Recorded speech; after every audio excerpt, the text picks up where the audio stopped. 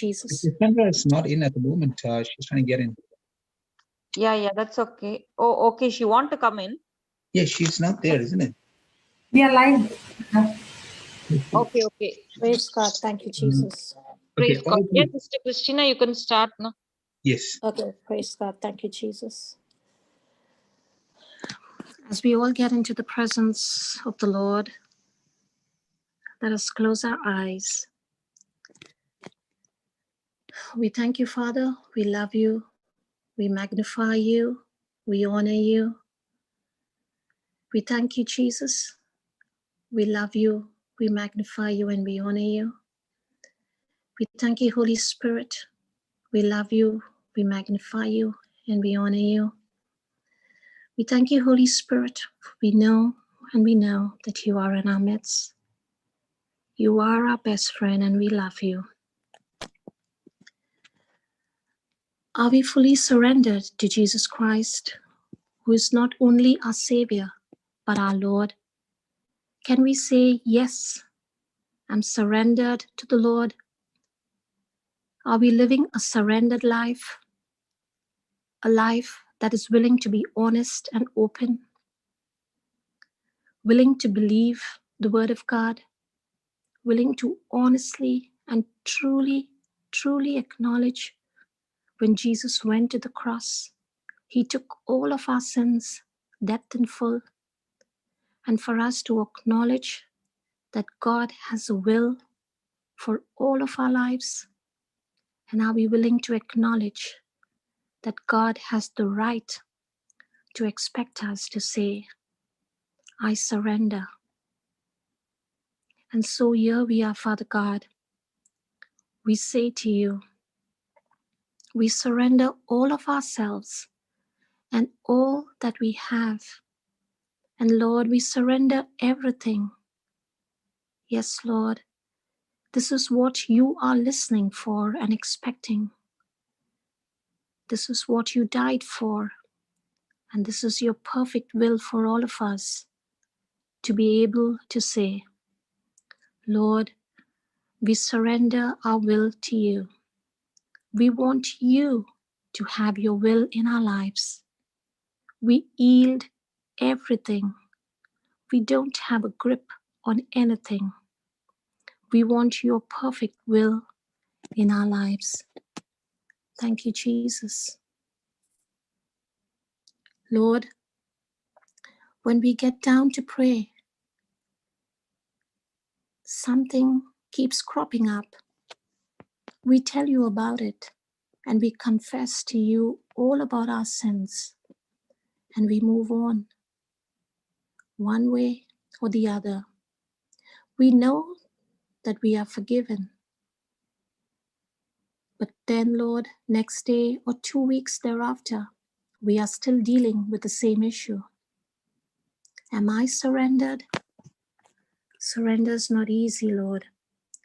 It is giving up all of our rights at times, giving up something that we are attached to, giving up an attitude, or giving up an opportunity, or something or the other. And so it's not easy, Lord. Lord, when you were at the Last Supper table with your disciples, we know all about it. We talk about it. So many times it is not as good as it looked. Luke 22, 39, 42. And he came out and went, as he was wont, to the Mount of Olives. And his disciples also followed him. And when he was at the place, he said to them, pray that you enter not into the temptation. And he was withdrawn from them about a stone's cast, and kneeled down and prayed, saying, Father, if thou be willing, remove this cup from me. Nevertheless, not my will, but thine be done. Yes, Jesus, you were dealing with this whole issue of surrendering to your Father, you did it so willingly. You grew up surrendered to your Father. At the most critical moment of your life, you're asking your Father, if it is your will. Yes, Lord, we know it was your Father's will for you to take up the cross. So, Lord, here we are telling you, we want your will, not ours. Not our will, but your will. Whatever you want in our life is what we want, Lord. Whatever you want out of our life, we want it out. Yes, Lord. But above everything else, we want your will in our lives. Generally, it means defeat. But for a follower of Jesus Christ, it means absolute victory. And so, Father God, it's one thing to say, I believe in Jesus. It's one thing to say, my name is written in the Lamb's Book of Life. It's one thing to say, I believe the Word of God. And it's one thing to say, I'm trying to live a Christian life. It's something else to say, Father, I surrender. And so, Father God, here we are saying, not our life, but your will be done in our lives. And we surrender in full. We pray that we be committed to you like the way you were committed to your Father. And so, Father God, as we meet once again this morning at the breakfast table, we thank you, we honor you, and we glorify your name. We thank you for this beautiful opportunity that you give us every single day to fellowship with you and with all our brothers and sisters. And that our beloved Brother Johnson, who's here every single day, revealing the truths with great revelations of the word, breaking it down, making it so simple and easy and practical for us to understand. And yes, Lord, as it is said, Father God, it is through the man of God that we get to know our assignment and our purpose, Lord. And that is exactly what's happening every day. Yes, Lord, even before you put us in the womb of our mother, you had a purpose and an assignment for each one of us. And we believe that we have found our place. We thank you, Jesus, for this beautiful ministry, Lord. The JCILM, our brother Johnson and his team. We thank you and we thank you and we thank you for each one of them, Jesus. Their dedication, devotion, every single day, 24/7, just for your kingdom, Lord. We thank you for Sister Marina, Brother Jude, Sister Jocelyn, Sister Kiomi, Sister Jessie, and Sister Florita for this breakfast table, for the Melbourne team, for the co-hosts and all participants, all the live meetings that happen every single day, Lord, throughout the day. We thank you, Lord, for people who are searching through the internet and the YouTubes for truths, for the turmoil that they're going through, for the crisis that they're going through in their life, Lord. And beautifully, the JCILM YouTube teachings and testimonies come up, Lord.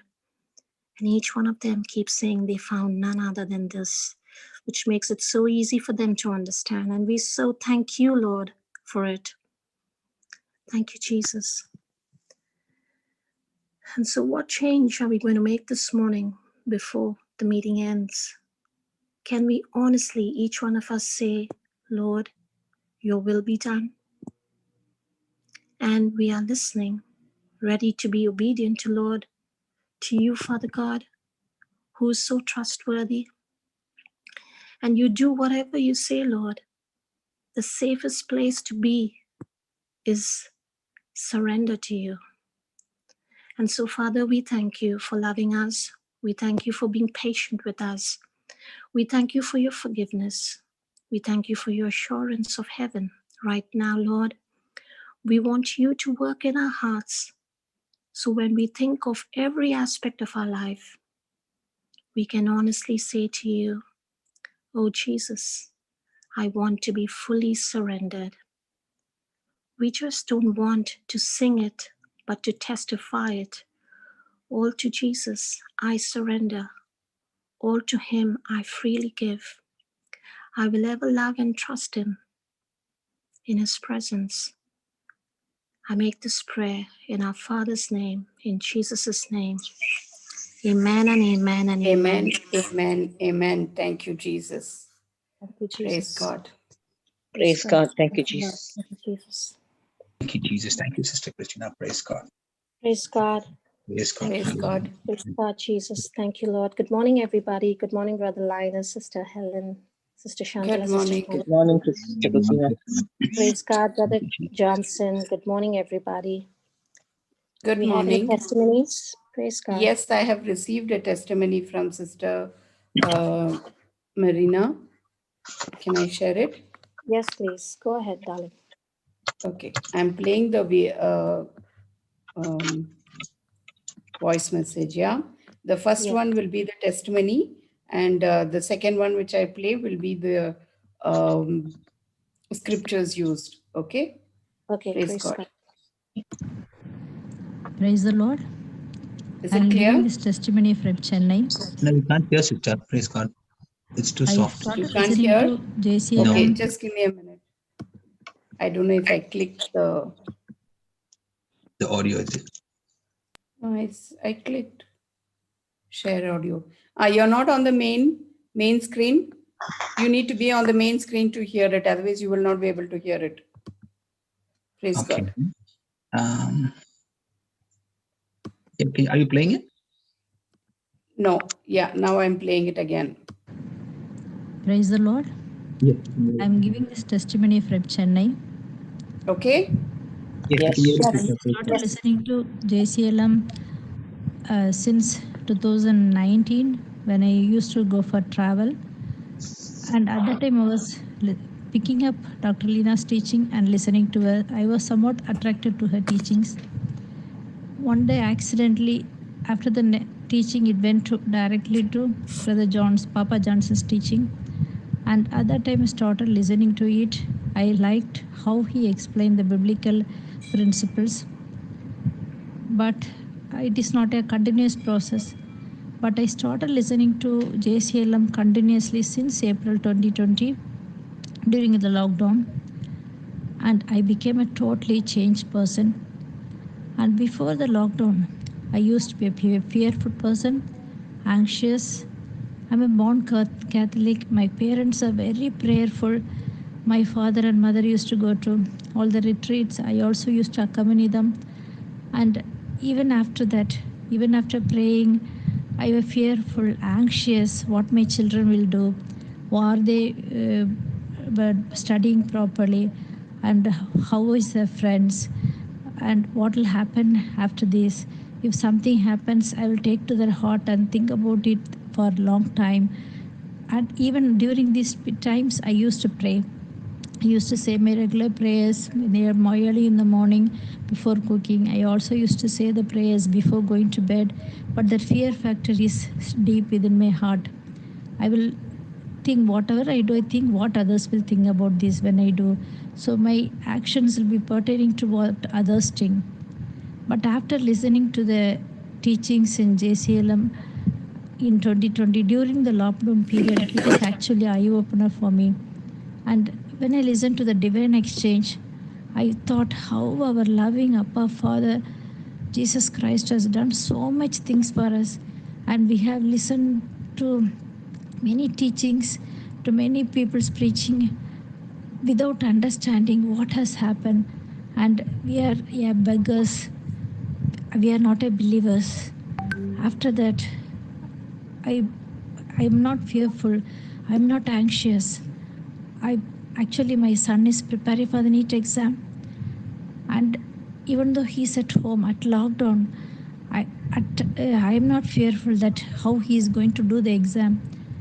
I have made an agreement prayer, and that he will get a score above 600 marks, and he will get a seat in the government medical college. And by the grace of God, he got a very good score of 545. And even after that, before the counseling, I was confessing that he will get a seat in the government medical college, but he got a seat in a private medical college. I'm not worried where my son is, but I know as my God is with Abraham, he is with me, son and daughter. He is taking care of them. And whatever may be the college, he is with them. And my children are anointed warriors working in the kingdom of God. I am claiming that promise. I know they are anointed warriors. They are there to proclaim about the kingdom principles to the youth. Praise the Lord. Praise the Lord. I'm so much changed. I can feel that before even someone says something happened, I will be thinking about that for a long period of time. If I read something in the paper, that thought and fear used to haunt me. Now I am not like that. I am not fearful. I am so free from mind. At every step, every second, I have a thought that my Jesus is with me. And at times when I used to fall, immediately I say, I cancel the negative thoughts and come back to normal. Sometimes, depending, it will be very haunting. Other time I start to say, praise the Lord, oh my soul, praise the Lord, oh my soul, and everything goes off. And I have told about my feeling everything to my sister, and she started listening to it, and she is also at peace. The workplace people, if anybody is having any problem, I forward the testimony to them. I give the scriptures. And before I used to look everybody in a different way, but now I am not looking at them. Everyone is a child of God. Thank you, Jesus. Praise you, Jesus, for this amazing journey, for blessing each and every one, not only my children, all the children who are there. They are your children.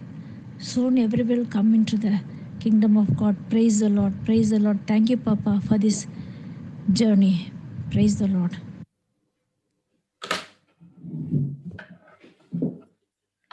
Praise the Lord. Thank you, Jesus.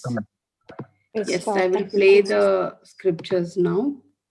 Praise God. Thank you, Jesus. Sorry, 1 minute.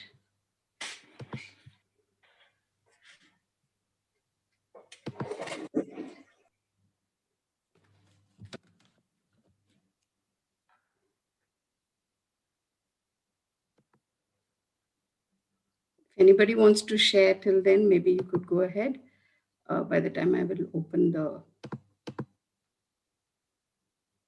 Praise God. Yeah, is any of the co-hosts who would like to start? Any participants would like to unmute? This is not just for the co-hosts, it's for the whole, all of the participants as well. We encourage every one of you to come up on board and unmute and speak. Please speak. Thank you.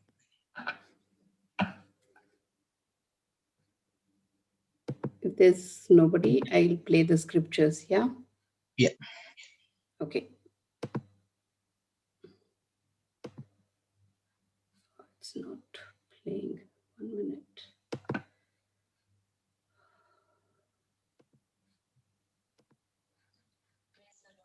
Yeah.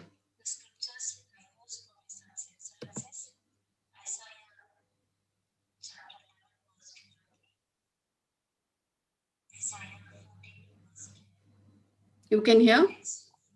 You know, Shantala, Yes, Papa. Yes, Papa. one of the best ways you play from your mobile in front of your Okay. laptop pick up the audio. You can use that way. Yes, Papa. Okay. Because I need to open each thing again and again. Okay. Regarding the audio that I sent you, I'll play it from here. Okay. Okay. I already downloaded it if you want to. But doesn't matter. It's okay. Because it's taking a lot of time. True. Okay, Papa. I'm playing the scriptures here. Yeah, you play those scriptures.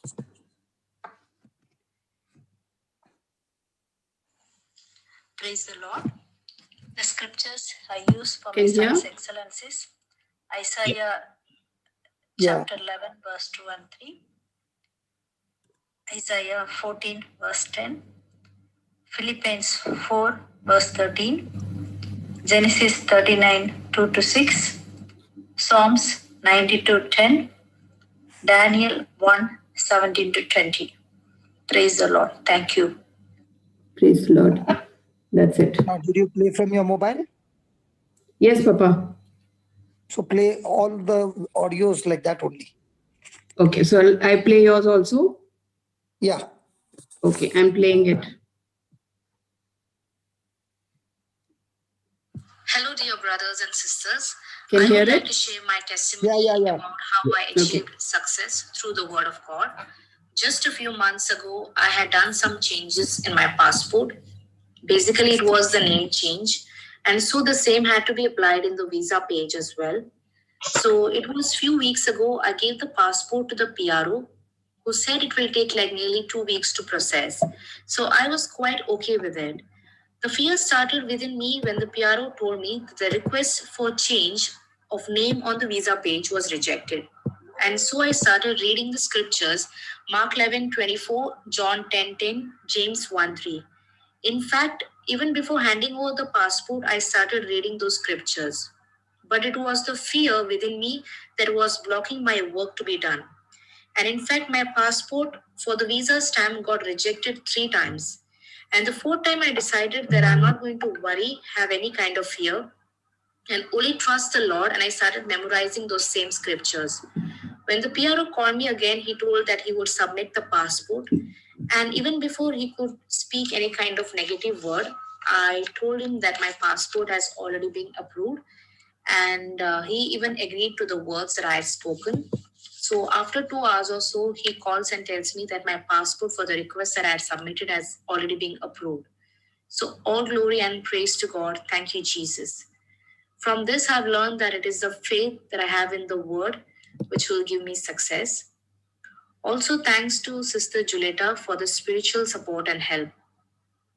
I have started reading those 1000 praise and worship just 2 days ago, and I must say that it has started doing wonders in my life.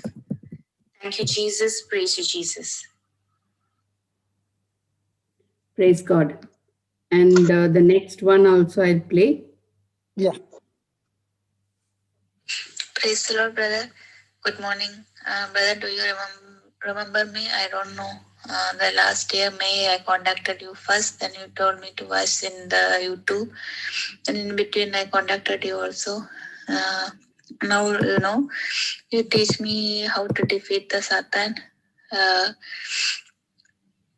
My marriage was broken that time. Then I went for retreat and even priest, everybody told very difficult to join. You go for another marriage. You are a small age. Because my husband have problem. You have kid with another like that. Even priest, they told me like that. But I am thinking why like that? If they are thinking like that, how? Then finally, the one brother in Dubai, JCILM brother, gave me your video. Then I started to watch that. From that time, my mind was started battle. Now finally, brother, everything restored in my life. My marriage, my job has going do it in another direction. I resigned from there and going UK. So I am expecting my husband to come there also, brother. Thank you for teaching.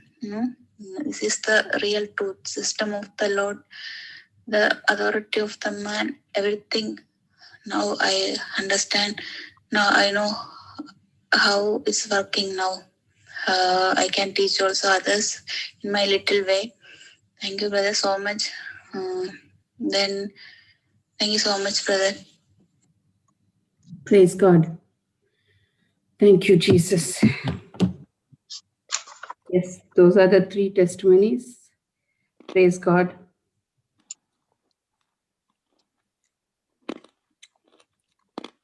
Praise God. Thank you, Jesus.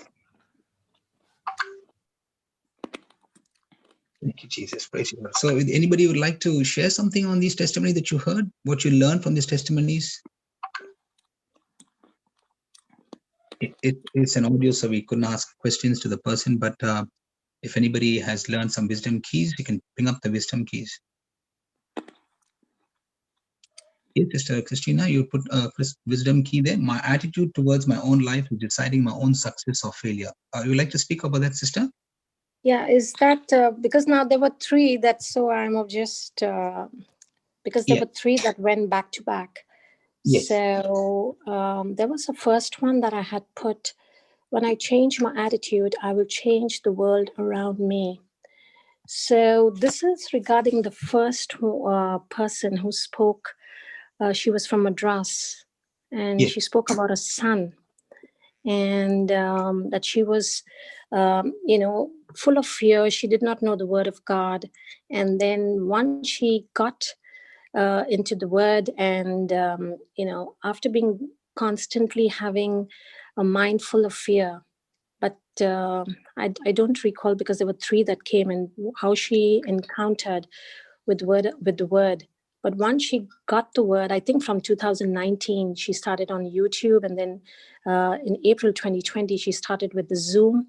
So yes, yes. So once she basically started making that change, and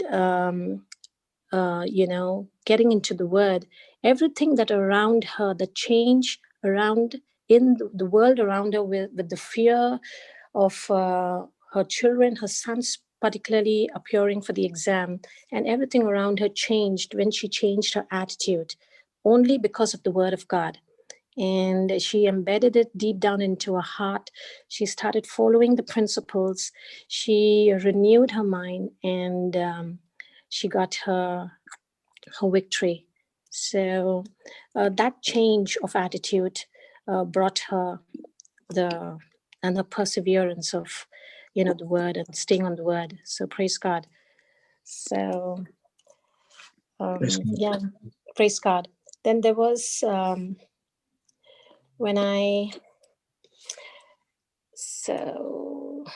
actually there were three brothers, so Yes, I yes. kept writing it down, because I could not go into the wisdom keys. I could not really and there is another one where the second one where so do you want to just stay on the first testimony, or we can just discuss the other ones as well?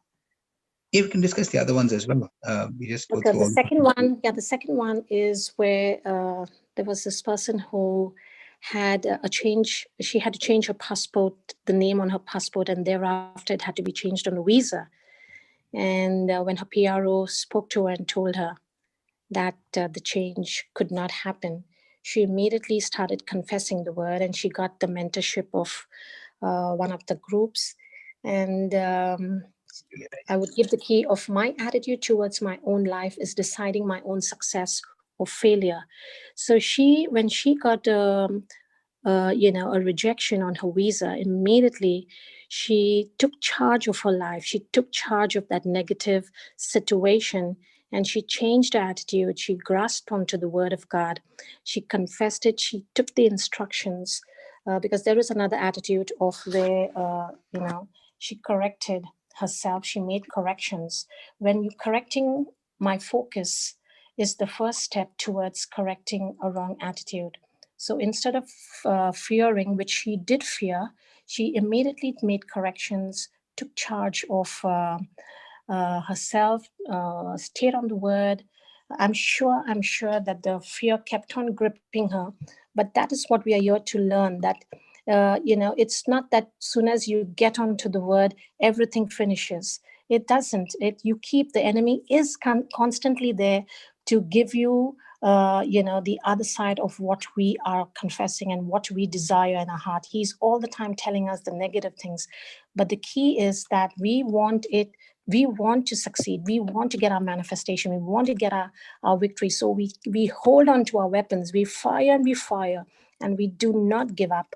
And that is what I can see with this sister as well. She decided to succeed. She kept on shooting, and she got her victory. So that would be the second one. The third one, I was not able to come up with it so quickly. So can somebody else take it? Then I'll come back. Is that okay, brother? Yes, sure. Praise God. Praise God, brother. Thank you, Sister Christine. Praise God. Is there anyone else who would like to? Yeah, I put up one point for the last testimony, the third testimony. My attitude is a power tool used by God to reconstruct the circumstances around me. Why I choose this was because everybody, like she said, from the church also, everyone told that to leave her husband and get along with life with another husband. But then she was so confident that, no, this is what God has given me, and stayed firm and changed her attitude towards God. Then the reconstruction happened in her relationship, and now she's moving forward for the glory of God. Praise God. The circumstances around her changed and took her to a different place to start it new with the same relationship. Praise God. Praise God. Praise God. Thank you, Jesus. Praise God. Thank you, Jesus. Okay, since nobody's coming up, I'll just quickly, we'll try to finish up the summary, the testimonies quickly. I'm looking at one wisdom key about champions. The key to my victory is that I have to check on which soil I am on. The key to my victory is that I have to check on which soil I'm on. I'm just going to summarize these three testimonies. In all the three testimonies, we see that initially everybody had certain issues, certain problems in their lives. In the first instance, we see that this person was very anxious, very, very anxious, and always fearful. And even though she used to pray in the morning and in the evening, she still used to get worried about, about her children, about her family, and everything around her. But as she mentioned in the testimony, that she got, she started listening to Sister Dr. Lena's testimony in 2019, and then she got these links directly to Brother Johnson's teachings. And as she listened to it, she spoke about the word called biblical principles. Two things she spoke about: biblical principles. So when she started listening to the word of God, now she began to understand how the word works, how the system works, how can apply those, how when we apply the biblical principles, into our lives, then how when we are in the system, then we can get victory. And this is actually knowing the person of Jesus and building up a relationship with Jesus, and knowing who we are and whose we are in Christ Jesus. Now she began to understand how these things work, and now when she started to apply those biblical principles into her own lives, she now became very I would say she became very a more Confident. Confident. That's the one I wanted to use. Thank you, sister. Yeah, Praise God. and that is what I can see, and we can see that how she started listening to the divine exchange, and all that she mentioned in her testimony, that she didn't understand all those truths that came from the word of God. That's the one. Yeah, she did not understand the truth, and as she started doing that, even she made an agreement prayer, for her son. And because she was in the beginning, she was quite anxious, but now she became very confident, and she said she was not very worried anymore, because now she knew how the system works. And her son got a good score of 545 or 600, she was saying. So all these things we see here, and now she not only that she began to understand the word, now she started, going. The word not only blessed her and helped her to come out of the situation that she was in, she's also now beginning to move and help the others as well. So praise God. Thank you, Jesus. So that's what she's sharing the testimony to her own family members and to her friends. So that's the thing that I learned from there, and how the word of God has transformed her whole life. And as Jesus said, when my word abides in you, you shall know the truth, and the truth alone shall set you free. In John 8:30. So praise God. So that's what I see in the first testimony. The second testimony is very similar. Again, going back to the same wisdom key that I just gave you, is this person also, she had an issue with the passport, but she trusted in the Lord. She spoke, she called those things which be not as though they were.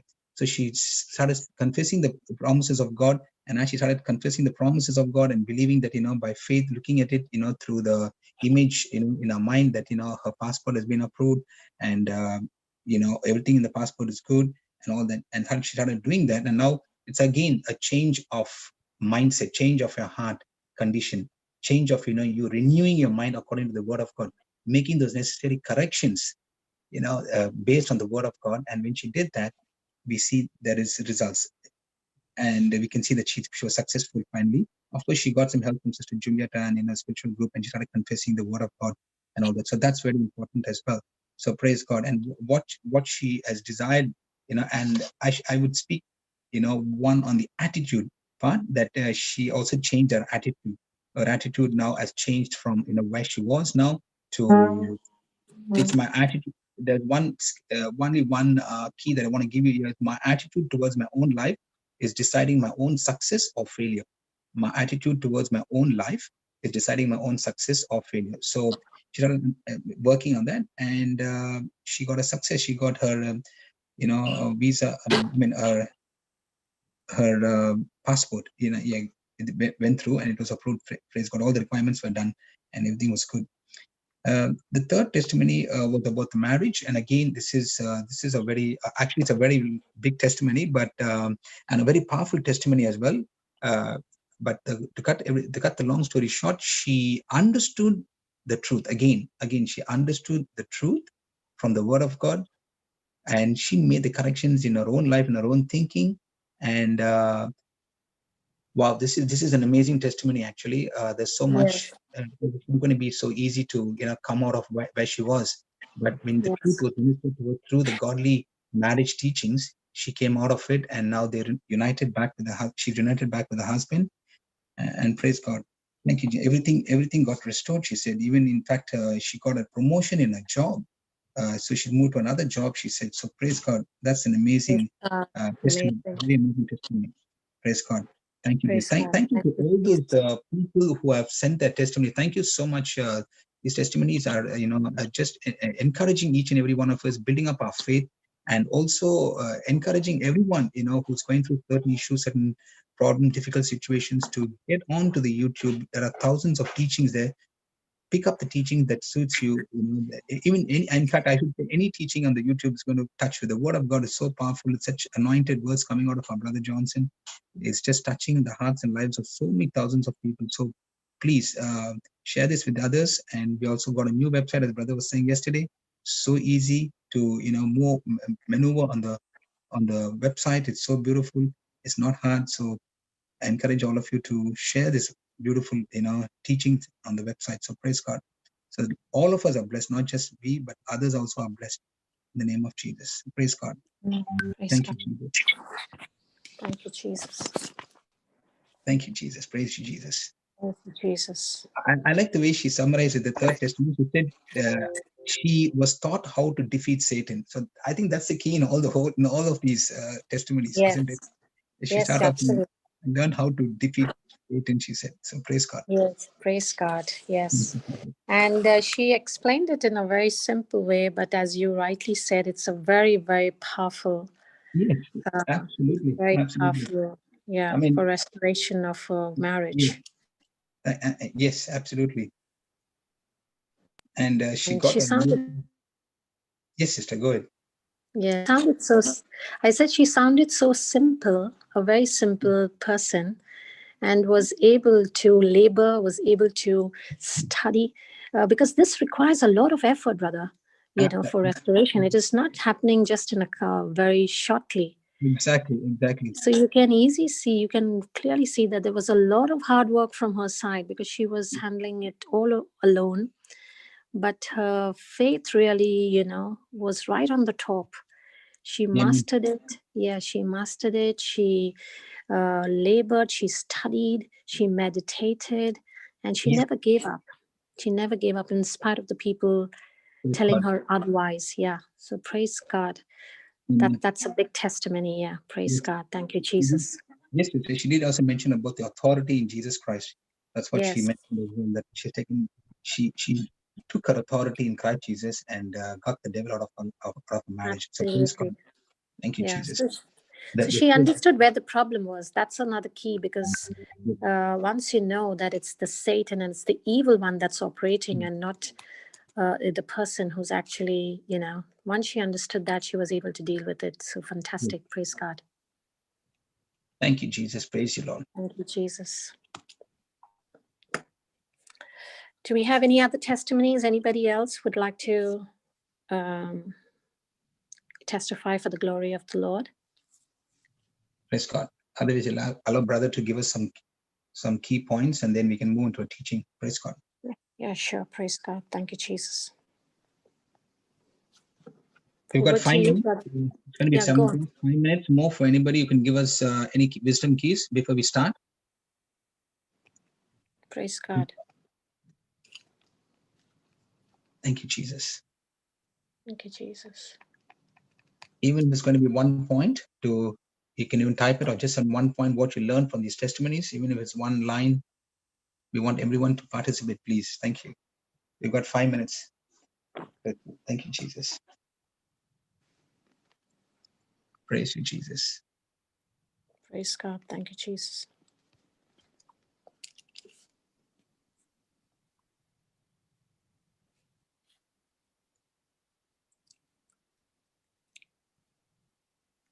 Praise God.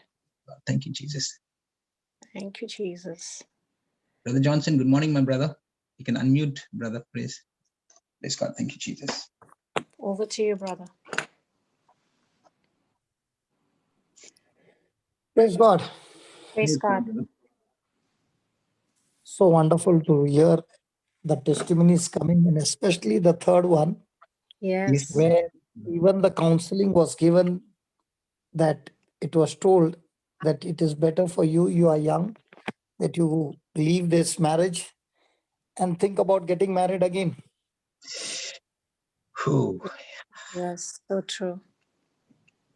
And she said, how can they say that? And thank God, she stuck to the covenant Yes. and not to counseling. Absolutely. And Praise having studied the word changed everything in her life. For me, that was the very, very touching point, where even the little hope that she had, the counseling said, there's no hope for you. That's why God is called the God of hope, who fills us with his joy and with his peace when Amen. we believe in it. Amen. Praise God. Today, we are going to study about small things, how small things open up doors for big success and big assignments. So remember that small things are very, very, very, very, very important in achieving big assignments. Praise God. Praise As God. I always say, when you look at the huge door is controlled by small hinges. Yes. When you look at the size of the door, the weight of the door, and all that you see, and you look at the hinges on which this door is totally hanging on, it is the hinges that controls the door. If there were no hinges and the door had to be shut, it would be so very difficult. So just as my doors can swing in and out on the hinges, in the same way, my attitude with the word of God applying in my life can open doors so easily when I'm stuck like a hinges to the frame and to the doorpost, and to the door. So it is with the word of God. Now, when you see the bank walls, millions and millions of dollars, so much of gold, everything is kept in the safe vault. But look at the size of the vault and look at the size of the key that opens the vault. So your problem can be like a mountain, and the word of God that you use is the wisdom key that can shift that mountain out of your life and replace with everything in order. Praise God.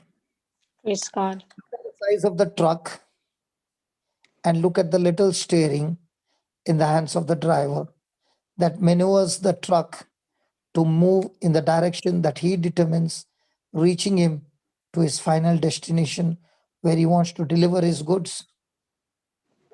But that little steering going out of control can cause accident in that huge trailer trucks. What do you think about that? So true. Very What true, do you brother. think about one finger, just one small finger, dialing a number on a telephone that can start a big transaction of millions of dollars, but it starts with that one finger putting that number on your mobile. So that is what God wants to tell us, that these small things, when followed accurately, can help you to achieve a great assignment in your life. So many a times people have this attitude to think that great assignments, I need to have a spectacular beginning. Let me give you an example of a great event. Naaman is a Syrian officer who has the favor of God, even though he's a Syrian, that everywhere he goes, God gives him a victory. But there is something in his life where God has not yet touched him. That is, he's a leper. Nobody knows that he's a leper because he's covering his body with clothes.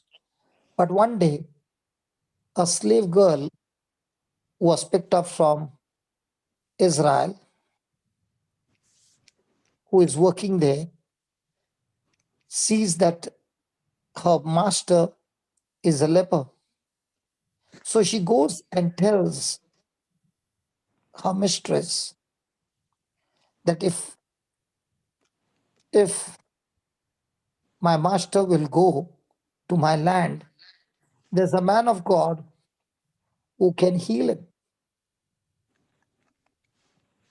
Now look at this great commander-in-chief of Syria taking an instruction from a small slave girl who has told the mistress that there is a man of God in Israel who can heal leprosy.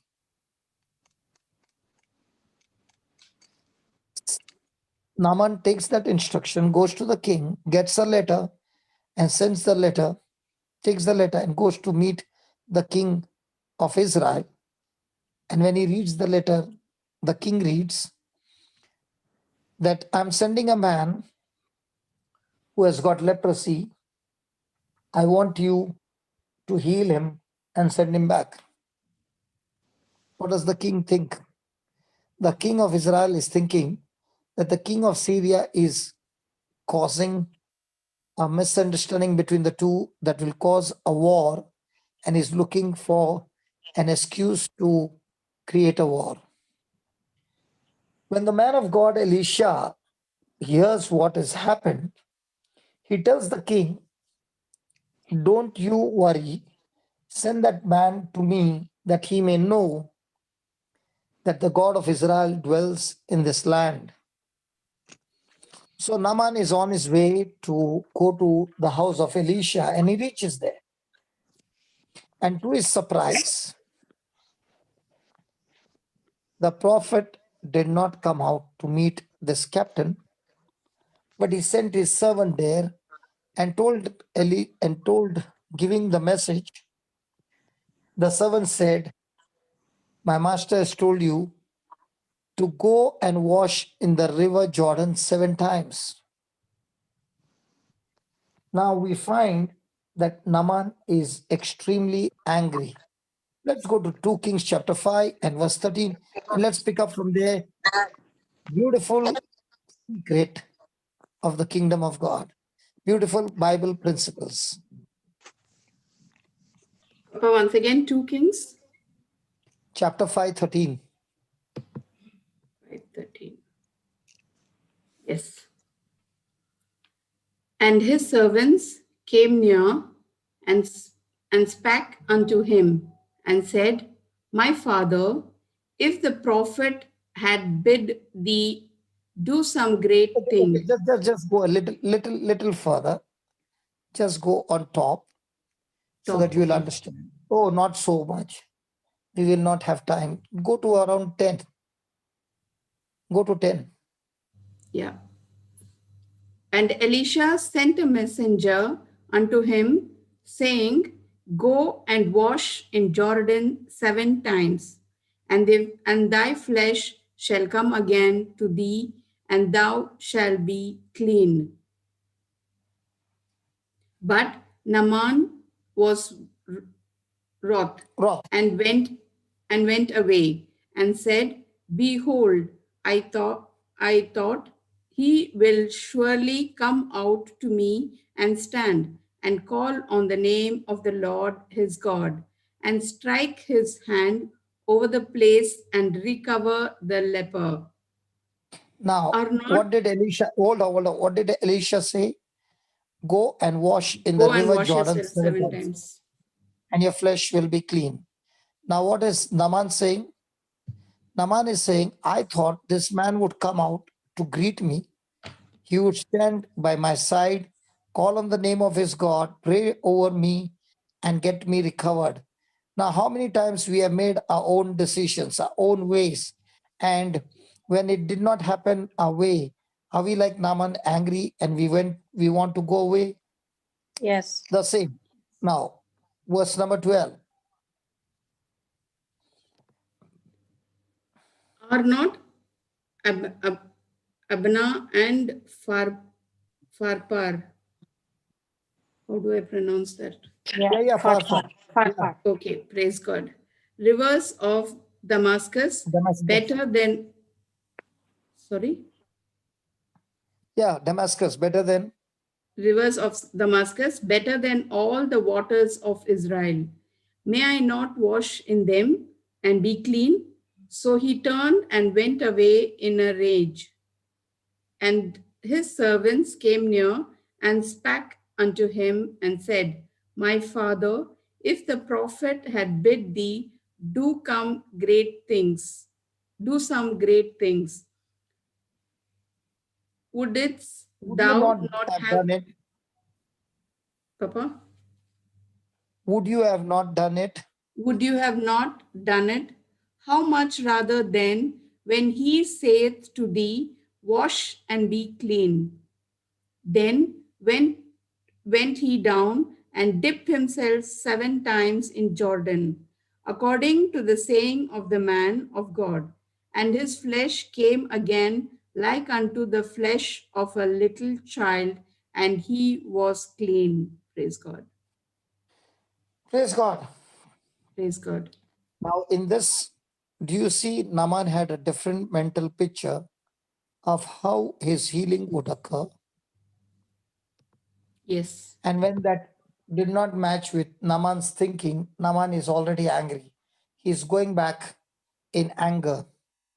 But his own servant requested him by saying, if the prophet had told you to do something difficult, something great, you would have done it. But if he said, just do that, come on, let's go and do it.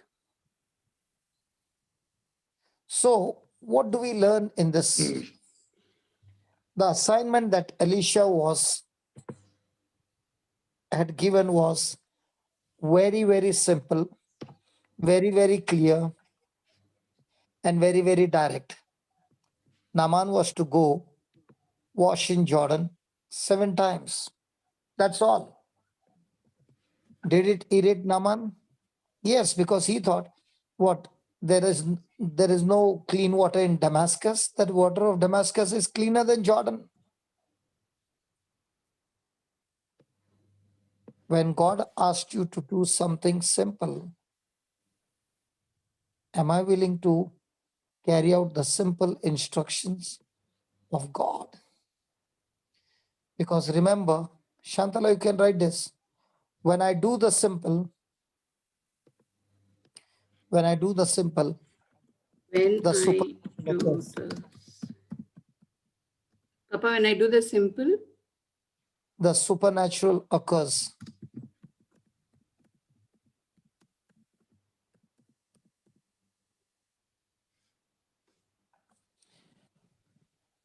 Praise God.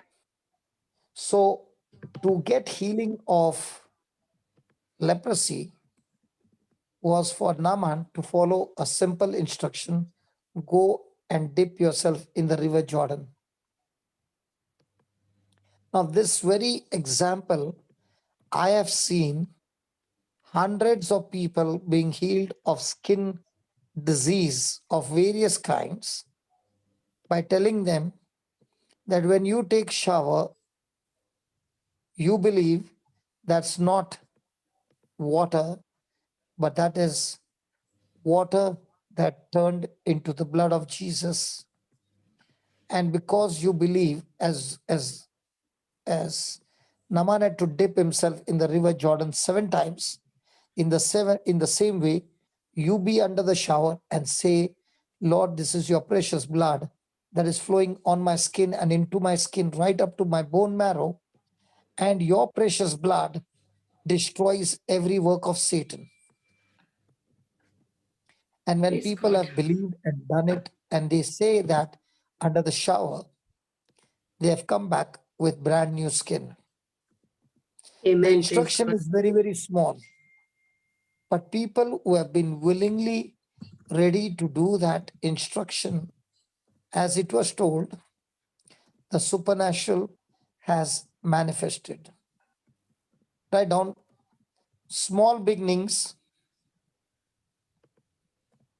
Small beginnings often have great endings. Small beginnings Often have often great have endings. great endings. Let's take the example of Jesus. Jesus was born in a stable.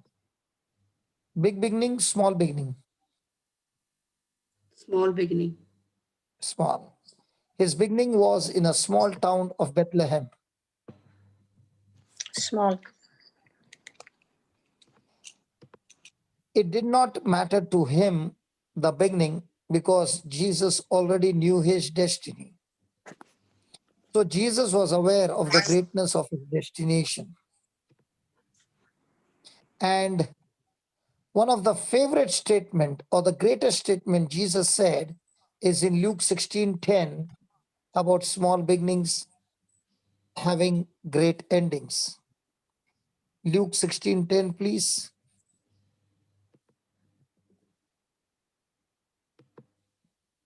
Yes, Papa. He that is faithful in that which is least is faithful also in much. And he that is unjust in the least is unjust also in much. Read that very slowly, Baba. He that is faithful in that which is least is faithful also in much.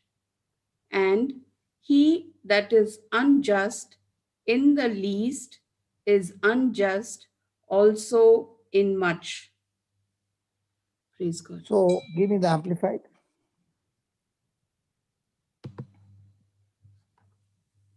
He who is faithful in a very little thing is faithful also in much. And he who is dishonest and unjust in a very little thing is dishonest and unjust also in much. Praise God. Now,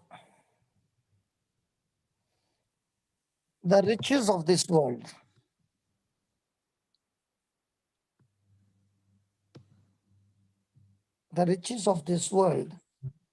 are the less grace and glory.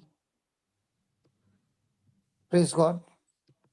Praise Now, God. when the person is focused on the riches of the world and the person is focused on the riches of the kingdom of God, the riches of this world is less. The riches of the world, of the kingdom of God, is extremely high. Now, if we be unfaithful in the less, that is, if we use the things of this world to other purposes than those for which they were given to us, what will happen? When God gives us the gifts of his kingdom We will mess it that up. Yeah. comes from God's grace, how will we use them? I repeat that again. God has given me his resources, and his resources are supposed to be used in the kingdom of heaven. But when I'm using the natural resources that God has given, and I'm using it in the things of the world, so for the purpose for which it has been given, I'm using it for some other purpose of the world, then how will I ever use the spiritual gifts which are so high, full of grace and full of glory? How am I going to use them in my day-to-day life? Praise God. Praise God. Praise God. Because if I am not faithful in the resources of the world, will I be faithful in the resources of the kingdom of heaven? Not at all. That is why the Bible says, he that is faithful in that which is least is faithful also in much. So if I am faithful in using the resources that is of this world to be used in the kingdom of heaven, praise God. For example, the money that God has given me, if I'm faithful to use it in the right way, praise God, then I will be also using the gifts of God in a way in the kingdom of God, which will be abundance of grace on one side, but at the same time, bringing forth glory to God in abundance by using the resources that God has given me. So when I serve God and do good with his money, then I will serve God and do good with the more valuable, more noble talents of wisdom and grace. Then I will be using my spiritual gifts and the riches of heaven in things that will enrich the kingdom of God. Now, let's take the example of the parable that one was given 5 talents, the other one was given 2, and one was given only 1. Even though the talents were given, now the person with 5 used those 5 talents and multiplied it to another 5, and much was given to him. The one who had 2, he too multiplied, and it was given to him. But the one who hid the talent but never improved, he will not even improve the spiritual riches that God has bestowed on him. Praise God. So when Praise I God. use those things carefully to multiply in the kingdom of heaven, then God can trust me and give me more so that I bring more harvest in the kingdom of heaven. For example, when the Israelites came out of Egypt, God told the woman, go and take all the gold from the Egyptians. So they went and collected gold. And did they need gold on the way to the desert, to the promised land? No. God took them from the desert. He did not take them from the city. If he had to take them from the city, they would not have depended on God for food because they had gold to buy food.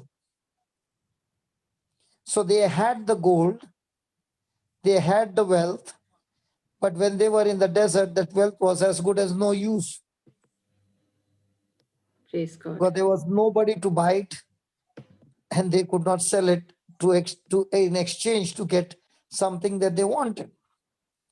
Now, when they had that gold, and when Moses went on the mountain to meet God, they did not know what to do with those riches and ended up building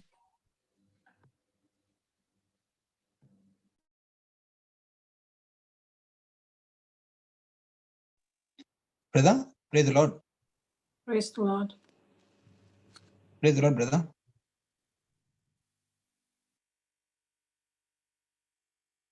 Thank you, Jesus. Praise you, Jesus. Brother must be on a call, maybe that's why. Can anyone hear me? Praise God. Yes, we can. Brother's mic is on, but it's not active. Yeah, he's could be the internet. Praise the Lord. Praise God. Brother, you might want to Okay. log out and log in again, maybe. Yeah, Brother, he did that. He did that, brother.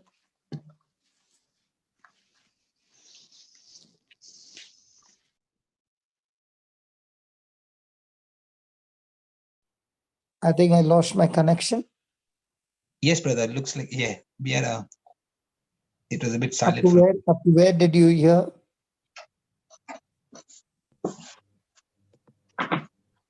Okay, you spoke about the wealth in the desert and all that. I've written the point here. Okay. So they went so They had So- they had all the gold with them. Yeah. okay.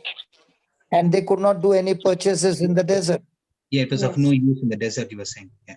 So they ended up creating a golden calf when Moses had gone to meet the Lord for 40 days.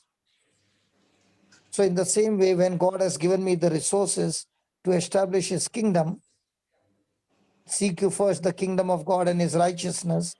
And I have been using the resources that God has put in my hand to build my own kingdom and to build, and use the resources for my own kingdom, for my own family. So when God sees that this person is abusing the resources that God has given, can God trust you with his riches? No.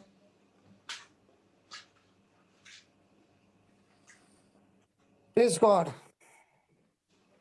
Praise God. When you become a worldly person with your worldly attitudes, grace of God will stop working for you, because the riches of this world are deceitful and uncertain. They have the spirit of mammon. So let us be rich, very, very rich, and rich in faith, and rich, very, very rich, rich towards God, rich in Christ, rich in the promises of Christ, rich in the thirst for the kingdom of heaven. And let us always lay up treasures of the kingdom, praise God, and give the kingdom the first place and the righteousness of God the first place, and enjoy a life with Christ. Thank you, Jesus. God. Praise God. Praise Thank you, God. Jesus. Thank you, Jesus. So am I a person who is faithful in that which is least, and the things of the world is least? And if I'm faithful there, then surely I will be faithful in the much which is the spiritual gifts and grace that God has given to me. Praise God. Praise God. Praise God. Write down. Attention to details. Attention to details produce excellence. attention to details produce excellence. Now, for example, this morning we are here, we write down the wisdom keys, we write down the wisdom points, we study the wisdom points throughout the day. Now, there are two people coming in for the same breakfast. One is coming with the notebook, writing down the points, and after the meeting is over, he begins to memorize, he begins to sit with the Lord. He's working, but at the same time, chanting that promise, that wisdom key, and saying, God, please help me to understand better. Now, remember, there is always the difference between extraordinary champions and losers. The Praise God. ones who are champions, they pay extreme attention to details, and they are all the time active, attentive, even in the small acts of obedience. Praise God. Praise God. You are very, very attentive, minutely looking at even the smallest and smallest acts of obedience. You are giving birth to your assignment. You are giving birth to your destination. You are giving birth to your mission. Now, let me give you an example. For the last 4 years, I have been giving Marina certain jobs. I started with tongues. So she began to put the evening topic on tongues. And then I gave her some videos. Then I gave her the editing of the videos. Then I gave her on the way a lot of things. I kept giving her things. And she began to do it faithfully. So as she began to do the editing, she began to listen to everything that I'm talking about, because without that, she can't do the editing. Now, when she is listening to those things over and over and over again, hours and hours and hours, even if she started a beginning with small things and she was absolutely faithful in those small things with extreme commitment. Let me tell you, extreme commitment, consistent commitment. In a matter of 4 years, she's only a 4-year-old baby or 6 years old baby.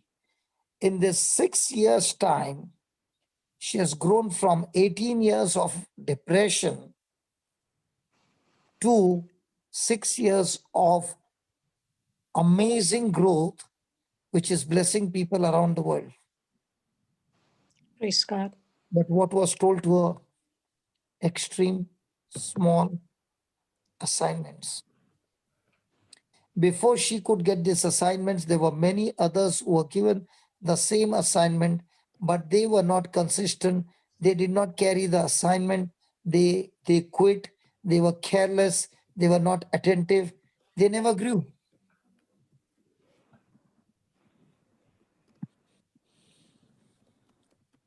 She is given a last chance. There were so many before her, and some of them were even given salary to do the job. But they failed. They were way, way smarter in the software understanding, and she was practically absolutely zero in the editing part. But today, when I see back, those who were ahead of her in knowledge are not at all successful. They are in misery. They are in different issues and no success.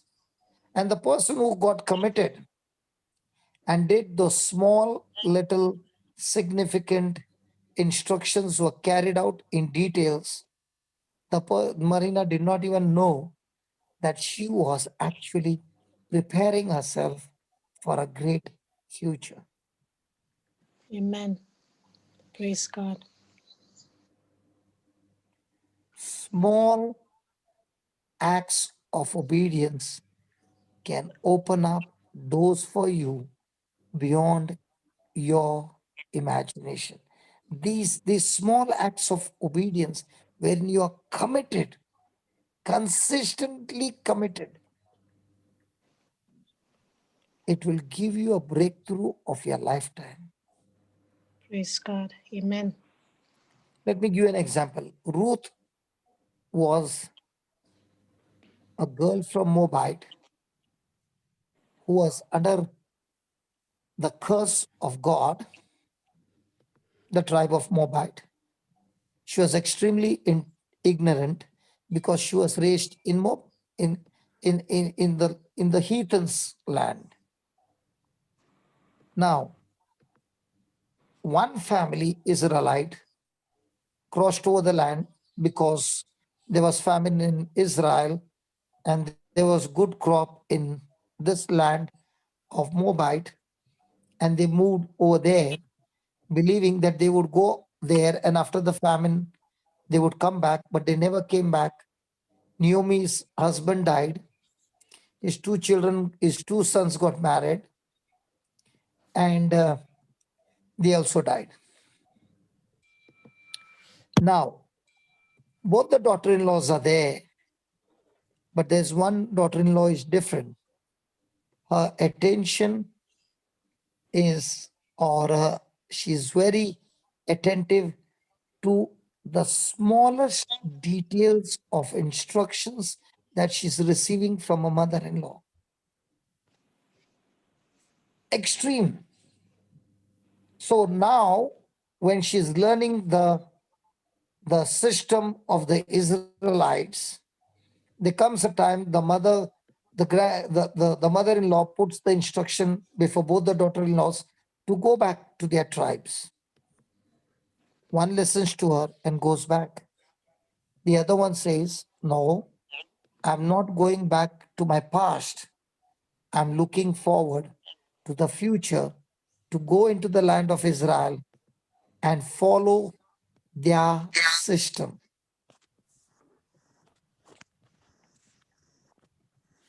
So when Ruth took those details attentively and put it into her life, she positioned herself to get married to Boaz and become the great grandmother of a king called David. And now Praise God. she comes through the bloodline of David. She's in the bloodline. David comes through her bloodline, and from that bloodline comes Jesus.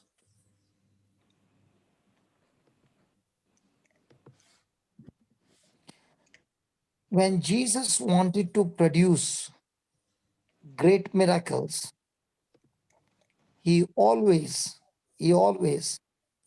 gave small instructions. So remember, whenever you come to God and you say, God, I need a miracle, I need a healing, I need a blessing, I need something good to happen in my life, the first thing is Jesus will say, are you willing to take my instructions? People who have followed Jesus's instructions are the ones who have seen great miracles in their life, great breakthrough in their lives. So little things matters to Jesus a lot. Because if you see in the life of Jesus, he gave very, very small and sometimes insignificant instructions. Now, what Naaman was given was an insignificant instruction. Go and dip yourself in the river Jordan. Jesus also gave insignificant instructions. And these instructions looked absolutely foolish. Absolutely foolish. And some of them might say these instructions do not fit to the grown-ups. This instruction, you can give it to the children and not to the people who are grown up. But we find Jesus giving this instructions which seems to be so ridiculous to grown-up men, to actual mature people. So let's see. Let's go to Gospel of John chapter 9 and let's see how did Jesus heal the man in the pool of Siloam. John 9 John verse number chapter 7. 9. Okay, John 9 verse number 7. Yes. And said unto him, No, before that, just go up. Keep going up. Keep going up. that's all, Papa. 9 Okay. 1. 9:1. Okay. Okay. And as Jesus passed by, he saw a man which was blind from his birth. And his disciples asked him, saying, Master, who did sin, this man or his parents, that he was born blind? Jesus answered, Neither had this man sinned, nor his parents, but that the works of God should be made manifest in him. I must work the works of him that sent me while it is day. The night cometh when no man can work. As long as I am in the world, I am the light of the world. Praise God. When he had thus spoken, he spat on the ground and made clay of the spittle, and he anointed the eyes of the blind man with the clay, and said unto him, Go wash in the pool of Siloam, which is by interpretation sent. He went his way, therefore, and washed and came, seeing the neighbors. Pause. Enough. Now, this man was born blind. Yes. Was Yes. number 1. Yes, Papa. Now, what did the disciple ask? Is he blind because of his parents' sin or his sin? His sin. And Jesus said, none. Right. He is blind for the work of the glory of God. Praise God. So, just put that verse 4, 5, and 6. 4 and 5.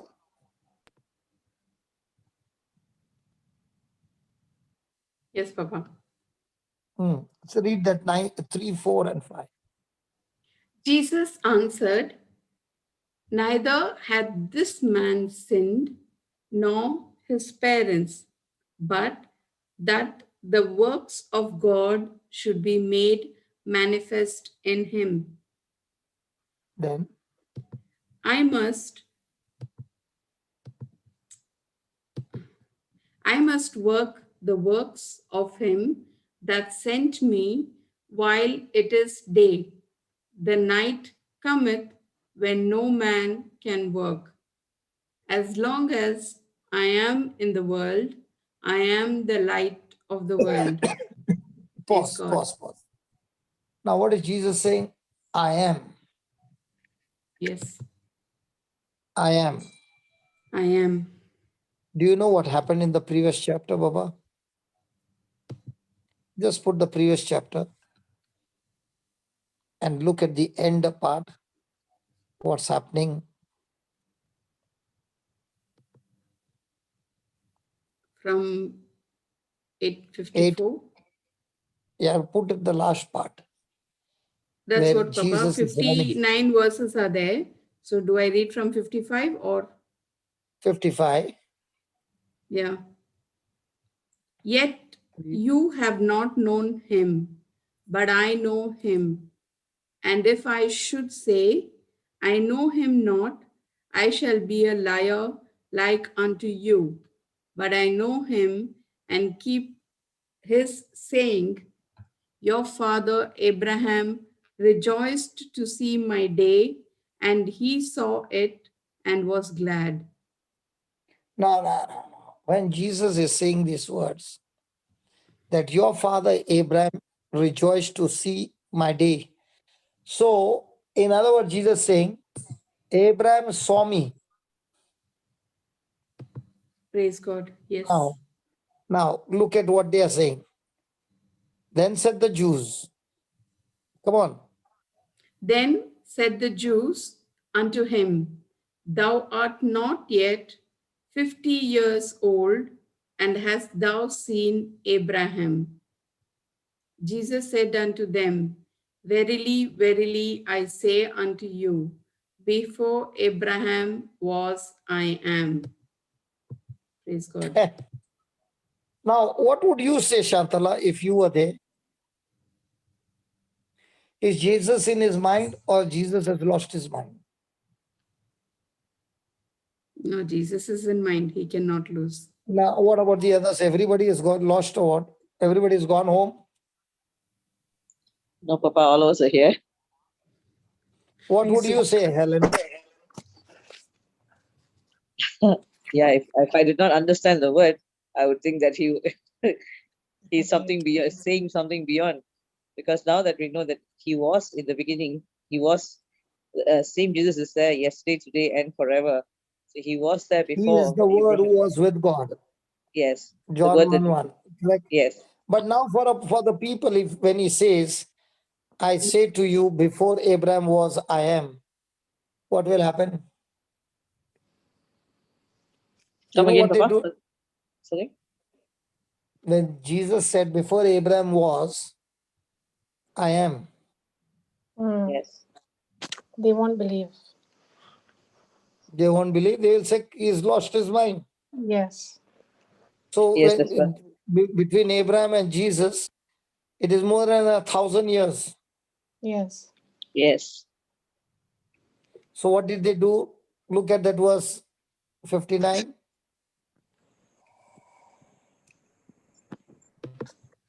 Then Shantala, what happened? Then took took they up stones to cast at him. But Jesus hid himself and went out of the temple, going through the midst of them, and so passed by. Can you believe Jesus had to hide himself? Yeah. Yes, praise God. Praise God. Praise God. So did he have to run? Yes. Yes. Or was he challenging them?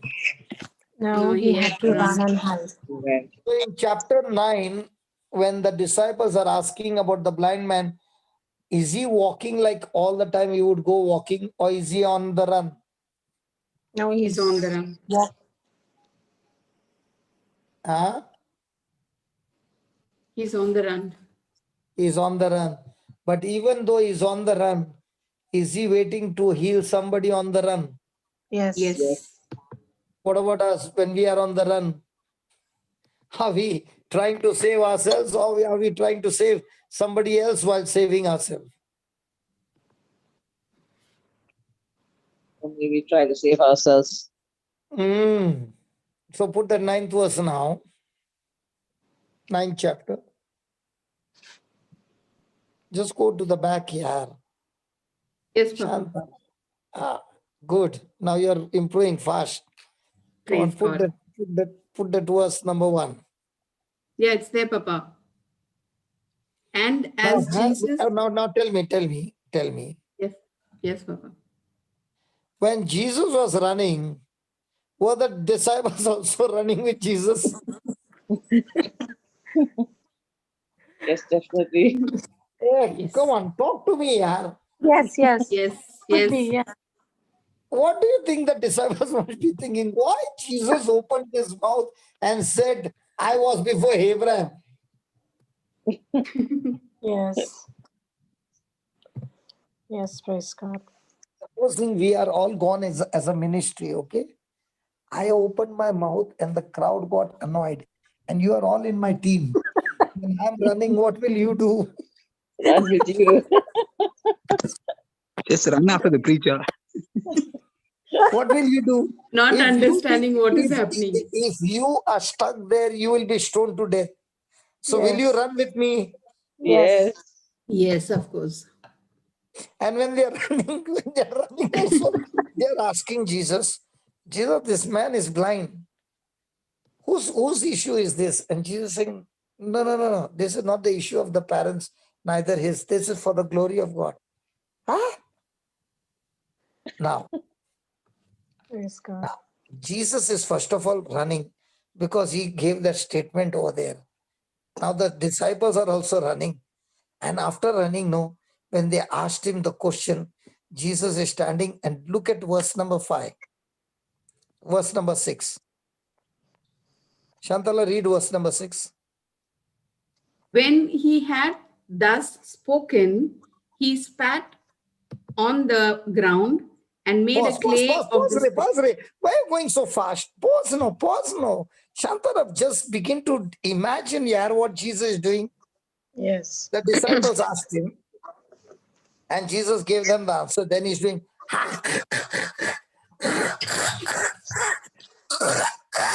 and he's spitting on the ground. What must be happening to the disciples? Harry, we asked you a question, man. Why are you spitting now? Yes. Praise God. We asked you a question. First of all, there the blunder took place. Now here again another thing. Yes, first of all, they run behind him. Secondly, he's not spitting. They must be thinking he's gone crazy. And now he's spitting on the ground. Then he picks up some mud and is now to make clay. Okay, that soil has to become wet, right? Yes. Yes. So how much he must have gone on spitting?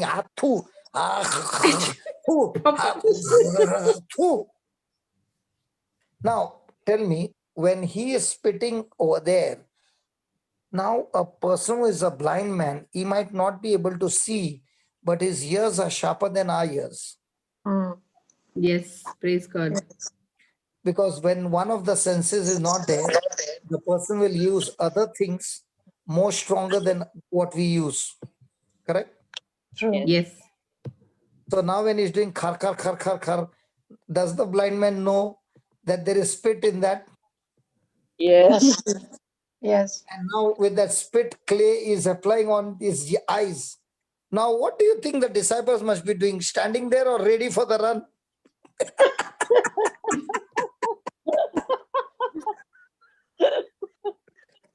Imagine, Linus, I'm with you. Brother Linus, Brother, that they too in already, Australia. brother, they have already lifted That up the too, ground to run. a white man is sitting there. And I'm doing khar, khar, khar. You're asking, brother, what's happening? You watch, wait here. Brother, it looks like the disciples. Tell you, are Linus, already- you'll run faster than your two sons. Good one. Your sons must have got so many medals. You have broken all the records. And you will be telling, son, did you see me running? I will We know tell how to make people run fast. So, brother, in other words, you're saying that the disciples were ready to scoot at any time after Jesus began to spit. Sorry? I said, after Jesus began to spit there, the disciples are already ready to run again. Brother, supposing, imagine a white man is sitting by the road. He has not asked me a question. Okay, you and I were discussing. So I'm proving my case to you, okay? And I'm doing khar, khar, khar, and I'm putting that clay on his eyes. Yes. And that white man gets annoyed and he starts screaming. What will happen? Will you stand with me or will you run leaving me? When you turn around, I won't be there, brother.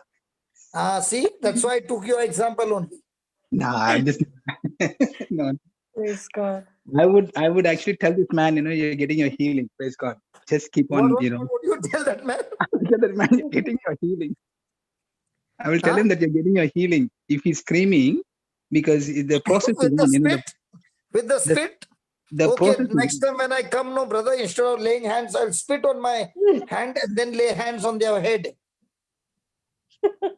Will you announce Papa, today now the that you've healing already session? given the teaching, people will be ready. Papa. No. Today's healing session is going to be different. Linus is saying, I have got inspiration. So today, brother is going to spit on his hand first with his own spit, and then lay hands on everybody's forehead. Praise God, brother. That Linus, spit what is will they actually, do to you? that spit actually is a significance of that curse, no, brother. For those days when, the spit I'm talking about, it is. I was reading about the spit, brother, in the past. It was saying that when people spit, it's actually like a curse. Okay, so basically Jesus was removing the curse from this man when he was By spitting. Yes. Don't ever teach like this, huh, Papa? No. I'm talking about the old covenant. That's all it is. But Jesus has redeemed us from that curse. Show me where it was that you spit in the old covenant. They were talking about. You are making up the old covenant, Baba. There's nowhere written that you spit. It's a worst thing, I believe, brother. If you sometimes when you spit. That means if you want to curse somebody, you spit on that. If you want to curse somebody, I'm not going to curse anybody, but I'm saying that's what it was. In the old covenant, according to you, when somebody spits, it's like I'm cursing you. Correct? Yes. So Jesus is putting his spit to remove the curse. Huh? Yes, because I'll tell you what. That's what I was reading some time ago. Okay. I'm going to teach you what is the secret. Yes. When Jesus said that I am before Abraham. Yeah. Okay. Yeah. Shantala, go back. Shantala, click back.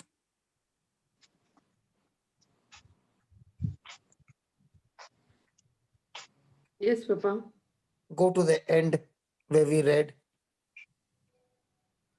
Yes, Papa. What do you think of that word I am? Is that word reminding you what God said to Exodus to Moses? I am who I am. Yes. Hello? Yes, Papa.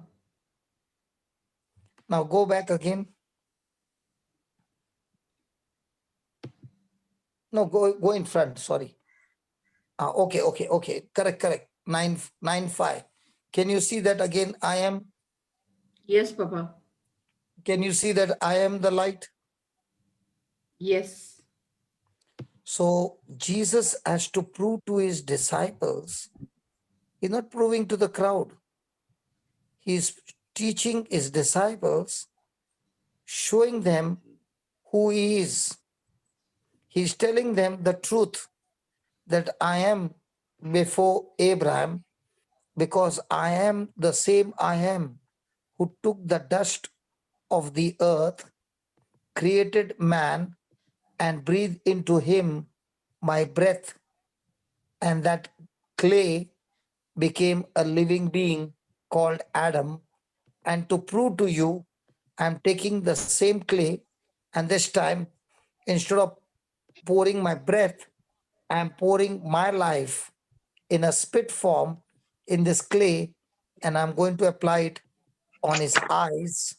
And when he follows my instruction, the same man will come back, because the same clay in which I breathe my breath became a living being.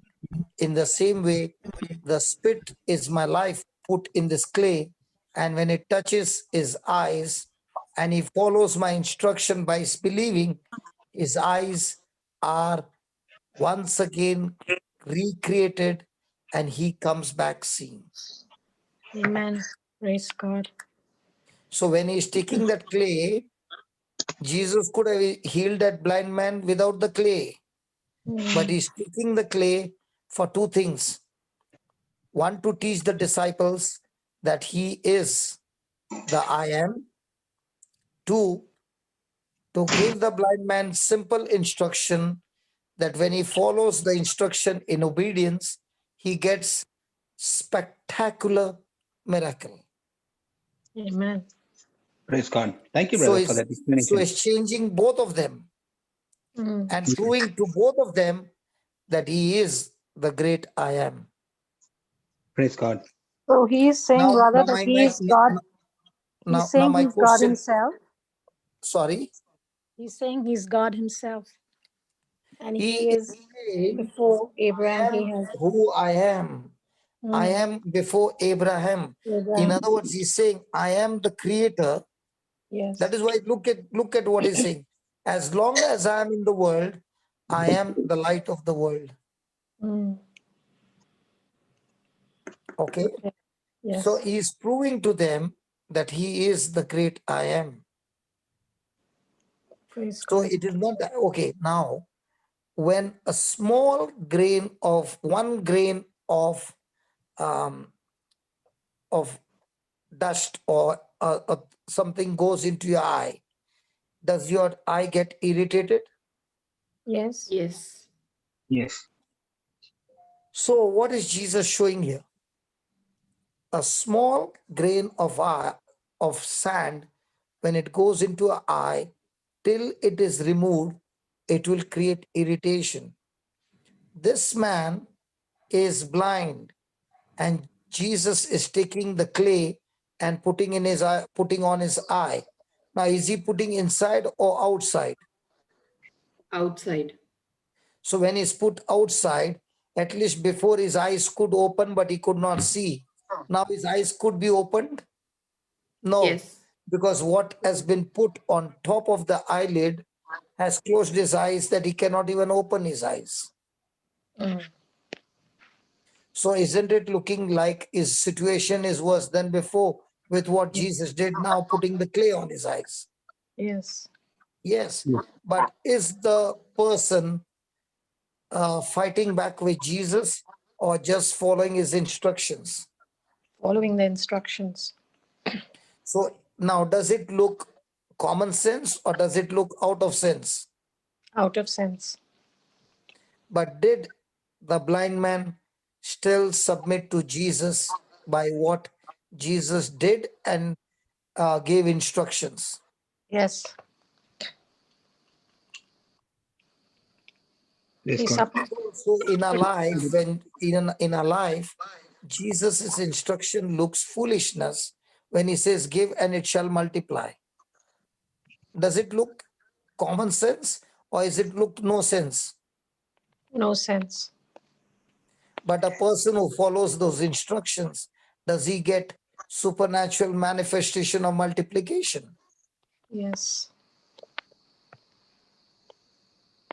So the blind man symbolizes a man who is sitting in darkness and he cannot enjoy the light. And Jesus is saying, I am the light. But when he's sitting in darkness, he cannot enjoy the light. But the same person, when he follows the instruction of Jesus, he is removed out of darkness and he is brought into the light.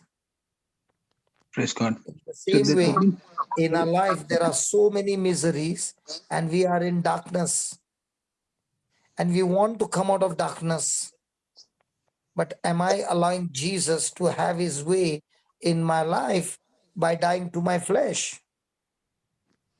Amen. So when I allow him to have his way in my life and just follow his instructions, that's when I experience his love, his mercy, his grace, and I experience his supernatural breakthrough. And now I'm no longer in darkness, but I am in the light. Praise God. The blind man did not call Jesus. It is the compassion of our Lord Jesus towards this blind man that he saw him and he took his case and began to work on his affliction and gave him instruction. In the same way, we are caught up with so many things, and Jesus is full of compassion, and he's sending somebody or the other to come and give you his word and asking, can this word work in you? Are you ready to agree to this word? Are you ready to submit to this word? Are you ready to magnify and remember and believe in this word? Are you going to allow this word to go into you? And when the person is ready for that, he comes back seeing. If the blind man had not followed the instructions that Jesus said, what did Jesus say? Verse 7. And said unto him, Go wash in the pool of Siloam, which is by interpretation sent. He went his way, therefore, and washed and came seeing. Praise God. So was the instruction very, very clear? Yes, Papa. So did he do exactly what was given? Yes. Now imagine the blind man when he's walking on the road to go to Shalom. Will not people ask, what do I see? When somebody colors the hair, very, very different color, everybody will put their attention on that. So imagine a man walking on the street with clay on his eyes and is a blind man. Will it attract attention? Yes. Now, will Definitely. people be talking a lot of things? Yes. So on the way, he's listening to a lot of things, how he's looking. Yes. But did that stop his course to go and carry out the instruction? No.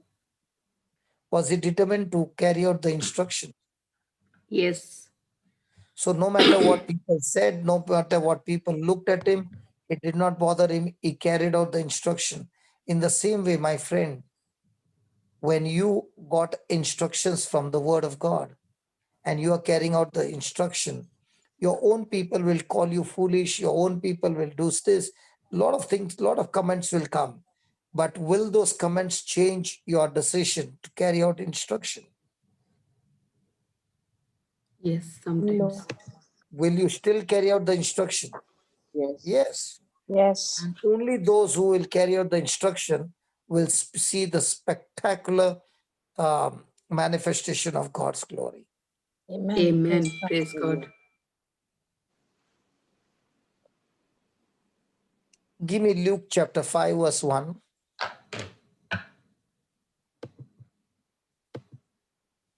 Yes, Papa.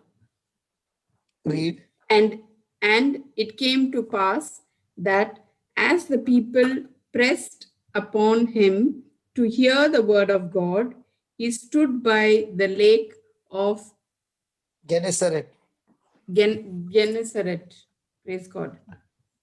And saw two ships standing by the lake, but the fishermen were gone out of them and were washing their nets.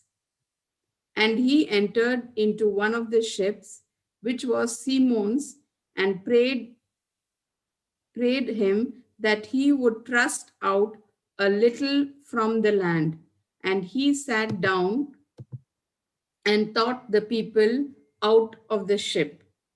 And when he had left speaking, he said unto Simon, Launch out into the deep and let down your nets for a draught. And Simon answering said unto him, Master, we have toiled all the night and have taken nothing. Nevertheless, at thy word, I will let down the net.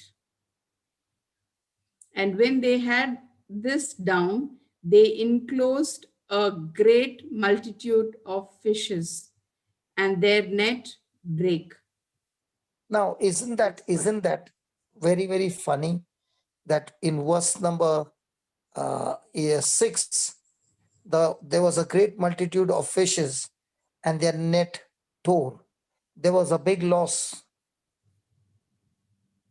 How can Jesus do this? That he gives so much of my fish that the net tore. They did get the fish, but at the loss of the net. Yes.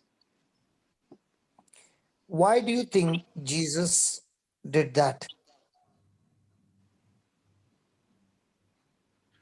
To say, when you believe my word and live, you will definitely. So, Shantala, to make you understand, Jesus will break your car. Shantala, Break my car. Yes, Papa. why for them just is your car precious, Baba? Yes. To So for go them, around, for the yes. fishermen, the net is not precious. It is, but Papa, because of the excess fish that they caught, that the net broke. So why Not- should Jesus? Okay, so why should God bless you so much that the load of a truck comes on your car? What happens to your car? Your car gets bashed, but it is a big blessings of all the things that you needed is all come in one shot on your car. Yes, Papa, Where's if your the car? car goes, I can Where's your get car another one when I'm there. under all the goods that you had believed for? He gave the delivery in one shot, and everything was put on your car. It's from John 12:24, brother. Verily, verily, I say unto you, except a corn of wheat fall into the ground and die. So abides- Shamini, so if it is multiplying, so the net should tear. Now, Shamini, you come from Chennai, right? Yes. You all have got fishing over there because there is a big sea there. Yeah.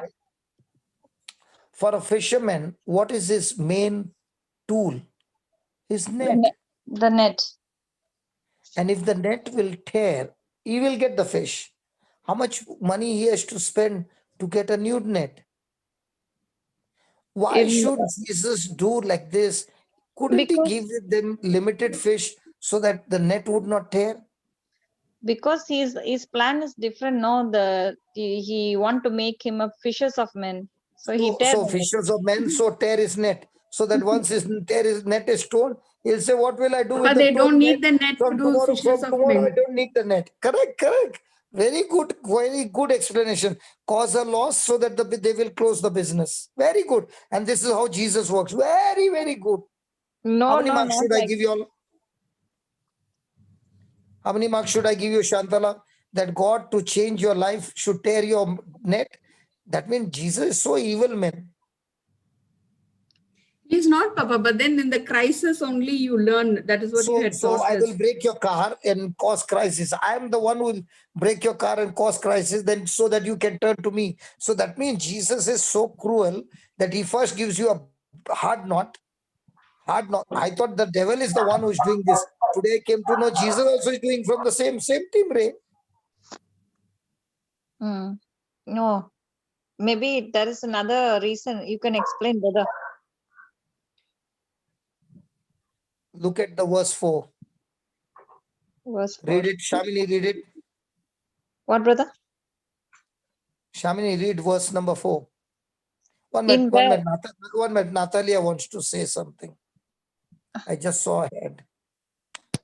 Papa, Yes, Papa, praise I'm the Lord. unmuted. Praise the Lord.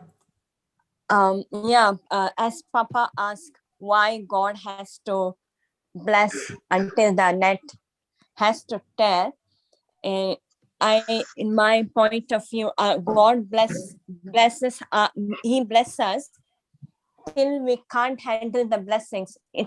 He gives us a blessing overflow. Yeah, because So that you I told, get torn up.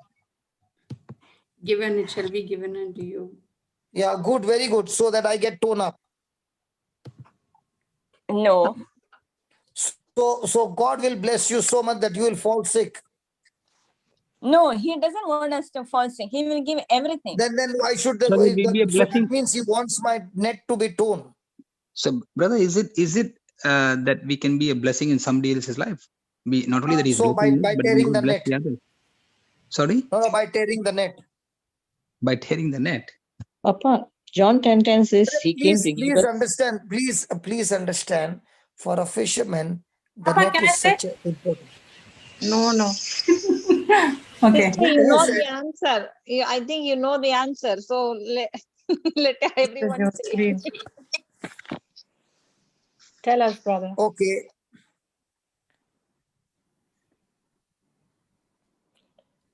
You said He okay? wanted them, Lawrence is he there. wanted them to Law- believe. He wanted them to believe in miracles. Somebody put that Because he it was wanted a to be fishers of men, miraculous. not fishers of fish. Now, Lawrence has given the answer, the right answer. Read it. Yeah. He gave the answer. He said put nets, but they put only one net. He said, Read it. but Let's they check. put- Let's check that in verse number 4. Now, when he had left speaking, he said unto Simon, launch out into the deep and let down your nets for a drought. Then, And okay, then Simon answering said unto him, Master, we have toiled all the night and have taken nothing. Nevertheless, at thy word, I will let down the net. Oh, he said nets. Here it is net. so did he follow the instruction? No. No. Did he follow part of the instruction? Yeah. But not fully. That- So also when you follow the part of the instruction, you are still in a loss. That's very nice. Yeah. Praise God. So do you need to follow the instruction completely in complete detail? Yes. Yes. So when you are ministering to souls, do you need to follow the instruction to the complete detail? Yes. Yes. What happens when you do half? Your net will Right. tear. Yeah. Yes. Cassandra, ask Helen, your net is tearing? Cassandra. Cassandra, ask Helen, your net is tearing? And Cassandra, no. And her sister Helen, your net is tearing. She's not there, Papa. No. Helen, Sister Helen is your net. Shamini, ask Linus. My brother Linus, is your net tearing, brother? My brother Linus, your net is tearing. From today No. onwards, after I understood the truth, it won't tear anymore. Probably it was Amen. tearing. Praise God. Yeah. Because my brother is fat. I'm fat. Yes, I'm fat. Faithful, available, and teachable. Praise God. Thank you, my dear sister Shamini. Praise God. Praise God. Brother, you see, you When Shamini said one sentence, thank you, my dear sister Shamini, thank you very much.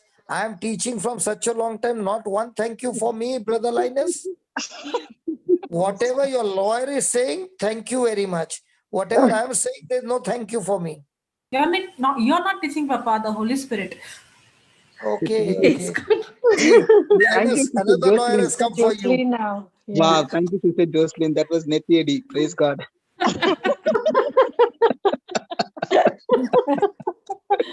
Praise God. Praise God. Papa, Now, thank you for the teaching. Thank you. Now, Thank you, Holy Spirit. Thank you, did Brother this Johnson. small Amazing. instruction produce greatest catch of fish the disciples had ever gathered? Yes. Yes, brother. But did they follow the instruction to the detail?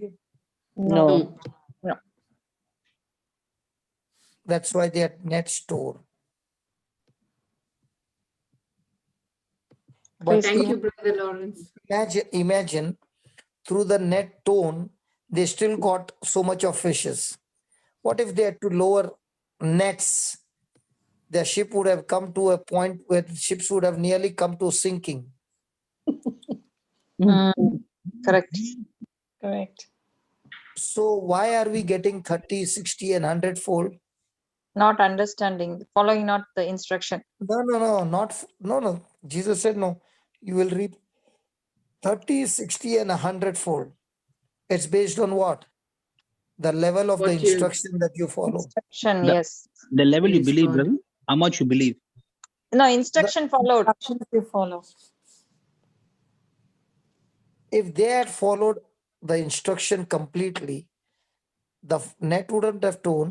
They would have got more fishes in their boat. So when the net tears, how many fishes escape from there? Many. So in our lives, we come with a broken net Why is our net breaking? Because we are not following the instruction completely. Amen. Now, when people come and tell you, I said this much, I said that much, I did this and I did that, but I'm not getting result, ask a question. Is this person's net tone? So who are the ones who will get their miracles? The ones who follow God's instructions. That is Praise why God. some of them, they say, I said this much prayer, I did this and I did that, but I did not see any change in my life, neither my loved one's life. You ask a question to yourself. Did you follow what God said to the minute detail? Amen. Amen. Praise God. And if you have not followed the instruction to the minute detail, your assignment is still incomplete because your net is torn. Praise God. Either your net will catch the fish or the fish will tear your net. Amen. Either the instruction will create a miracle, but if you don't follow the instruction, that situation or that irritation that is coming against you will tear you apart. That net is you. You did not follow the instruction. That disobedience of instruction to the detail will tear you apart.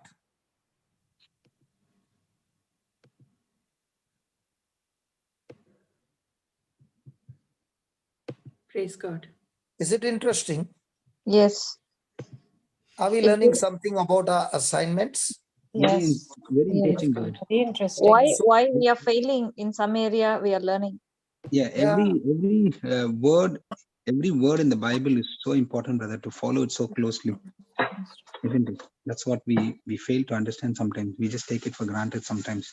But if you read it over and over again slowly and understand every word, I think it will make a lot of difference, and it will make so much of correction. So thanks, brother Lawrence, and thank you, brother, for teaching us this truth. Praise God. Brother, but one thing, every day if we may read this like we read the Bible, but until and unless questions come up, like Papa asks questions, only then you find out the real depth meaning of it. Shantala, Yes, Papa. it took me 22 years to understand. Praise God. That's why Jesus said, the kingdom of heaven is like a treasure. It is not free. It is not cheap. It is a treasure. And only those who are seeking the treasure will go and search the treasure, will be able to find it. So there is a lots and lots and lots of investment of time currency. That's why I said 22 years of time currency. Praise God. Thank you, Jesus. There is labor put in there.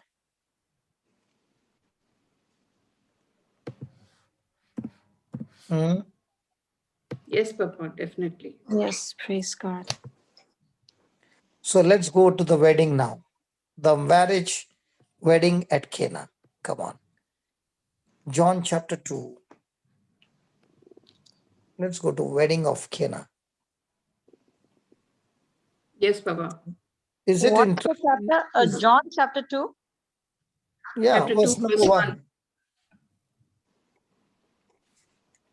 Is it interesting, Baba? Very interesting, Papa. So, brother, did somebody, like the way you're teaching us, did Holy Spirit teach you, or somebody taught you, or you labored and learned it? See, sister, when you are searching, in the beginning, you are searching by going for different teachings. Okay. And then you start spending time. You know, once it so happened, my father-in-law was sleeping in the bedroom. And I was sitting on the living room and I was looking into my Bible. And after 2 hours, he said, I was watching you and you did not even turn the page. So what are you doing in the Bible for 2 hours in one page? Mm. So you mean to say you are taking such a long time to read one chapter? I said, I did not finish the chapter. Forget the chapter. I did not finish 2 lines from there. And I was just thinking on those 2 lines for 2 hours. Mm. And that's the time the father-in-law began to ask me, what do you mean by that? I said, I get stuck for 1 line and I can't go any further. I cannot read a chapter at a time. For me, those 2 lines I've read and those 2 lines I'll keep it for the whole day. My job is done. I am not interested in quantity. I'm interested in quality. Amen. Okay. See, have you ever heard this? You must read the Bible every day. Yes. Now, let's say you are reading the Bible every day, but there's nobody there to teach you the spiritual truths. You will be knowing the story about what happened about, but do you know the truth? True. The truth comes when you meditate on that same line for 1 day, for a week, for a month, and that's when that word becomes flesh in you. Okay, so that's why you said And that you took 22 years. I thank God that by God's grace, I got people around in different countries who came to listen to the teachings. So if I want to teach something, I have to go and learn myself. Correct. And remember one thing, Christina, you Yes, can brother. never grow studying the word in a classroom. You can only grow the word in your life when you go and practice and teach somebody else. Correct. Yes, brother. Amen. Amen. If So true. anybody wants to grow quickly, whatever you're learning, you practice and give your own testimony how this word has touched your life and now teach 100 people. Let's say you are using the word and going and teaching 100 people, and the other person is only sitting in the classroom and studying and mugging up all that he is learning.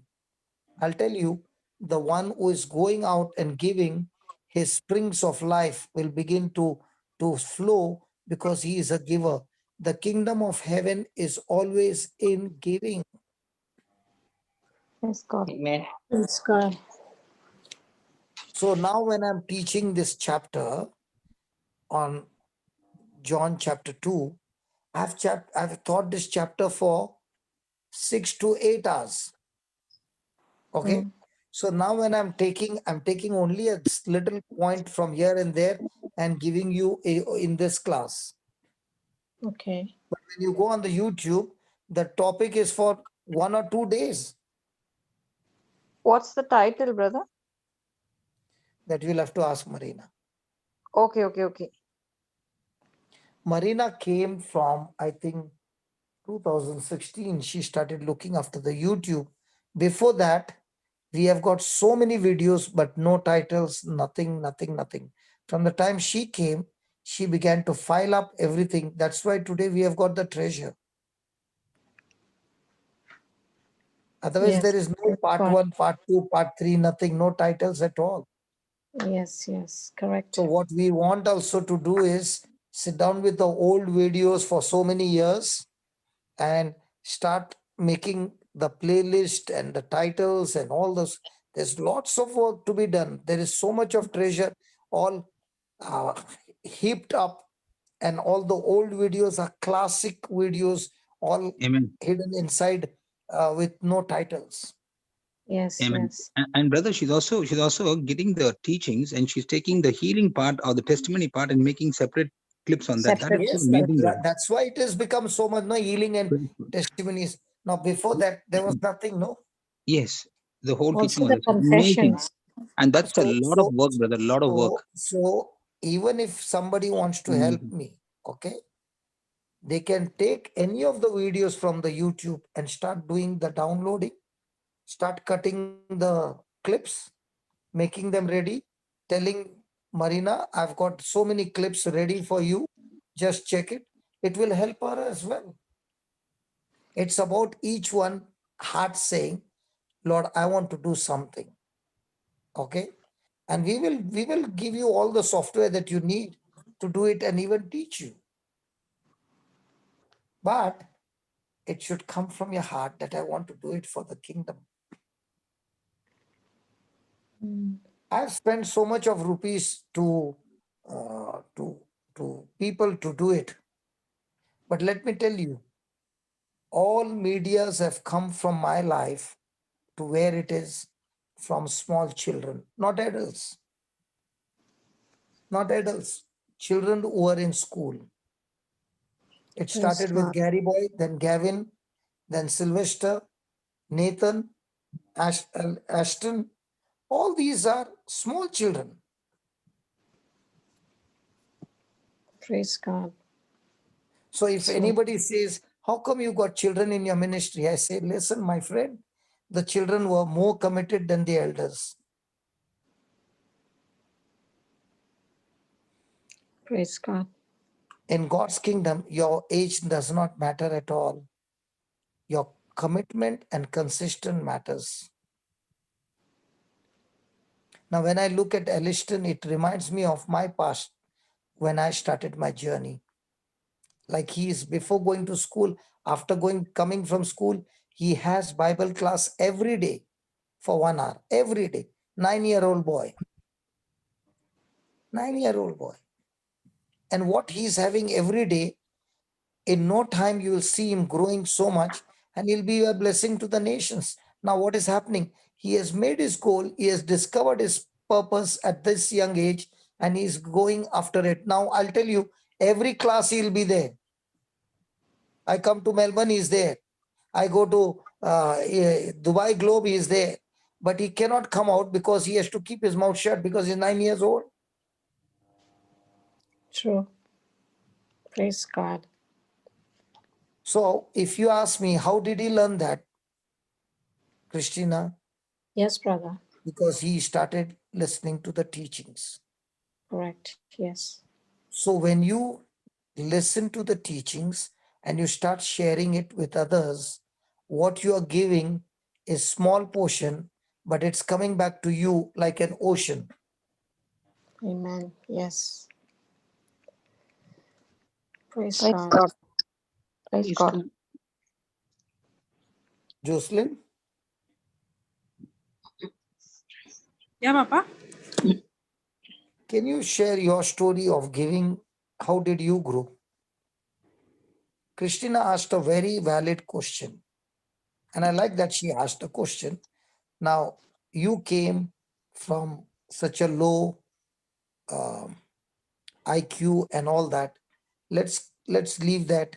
You are now in your CDs in the college. From there, you give me, how did you actually grow? At that time, you were not in touch with me, but still there was a growth. Tell me about how you used the teachings from the CD on the MP3 and how in the college days, how did you use it in your college itself? Come on. Yeah. So when I got the MP3, it was constantly I was hearing it. And even when I used to go to class, on the way, the MP3 is plugged in my ears. Only when the teacher comes in, I would remove it. And one more thing I would do is when everybody sleeps, that is the best time for me. And because my roommates were thinking like I was going crazy. At that time, I was not matured. I did not know how to deal. I was little emotional as well, but I was growing. So I used to pray in tongues and they used to get scared. So slowly I learned, to use my wisdom. So I used to wait, and when everybody would go to sleep, I would put my earplugs and start praying in tongues. And then I start almost 24 hours. The MP3 player was all the time with me. It is always on. I never put it off. Even when I'm sleeping, it's on. But only one thing, I will not go into too many teachings. I will get stuck to only one or two teaching, and I will hear it again and again and again in such a way I will know what Papa is going to say next sentence. I know exactly what he is going to say next. At Wow. this happened for almost 2 years. But after 2 years, the MP3 player was taken away from me. And that was really very, very challenging at that time. I even sent a chat. At that time, I never spoke to Papa much. I sent a message to him saying, I got him one day. So I messaged him saying that I don't know what to do. They took my MP3 player. I was really, really, really I felt like, how am I going to move forward? I did not have, we did not have smartphones. I can't attend any retreats. The only source I have is that MP3 player. But then Papa sent something. He said, all these days, what you learned, you practice it. And one of the big source I had was the White Book and the Bible. And all that I learned, when I started to practice, I saw how that word became so real. That's how I learned, I learned the word became so real. It became so, that's how so many things I learned. And that was the time where the pressure was high, but that was the time when I was depending on God. The word became flesh. The word became true. The word, I started to understand so many things practically. So, Sister Jocelyn, just to interrupt, sorry to interrupt. Yeah. So when you said that you started to practice, so you are saying that you, after 2 years, you started to preach and teach. That was your practice mode, or what was the practice? How were you practicing? No, I'm not talking about preaching. Yes, that I started So you said you started practicing. So how did you That very start? next week I met Papa. The very next week I started to go out and reach out. I started to do exactly what he did among my college, I started a you were small sharing the word with your colleagues and your that is within 1 week I started. Yes, and I saw manifestation also within 1 week. Okay, but understanding the word, the basics, it looked like so much. The word is so much that it took at least 2 years for me to understand the basics. When I say practice means, sister, for me, the situation was everybody was seeing me like mad person. Everybody was thinking I have taken a wrong step. I have taken a wrong decision. So see, now when I'm speaking, it is different. Now everybody is accepting. But at that time, it looked like there's something happened to me. They even thought like I'm psychologically affected. So that was very, very difficult to convince somebody that what I have chosen is not wrong. And the battle Excuse me. Yeah, Papa.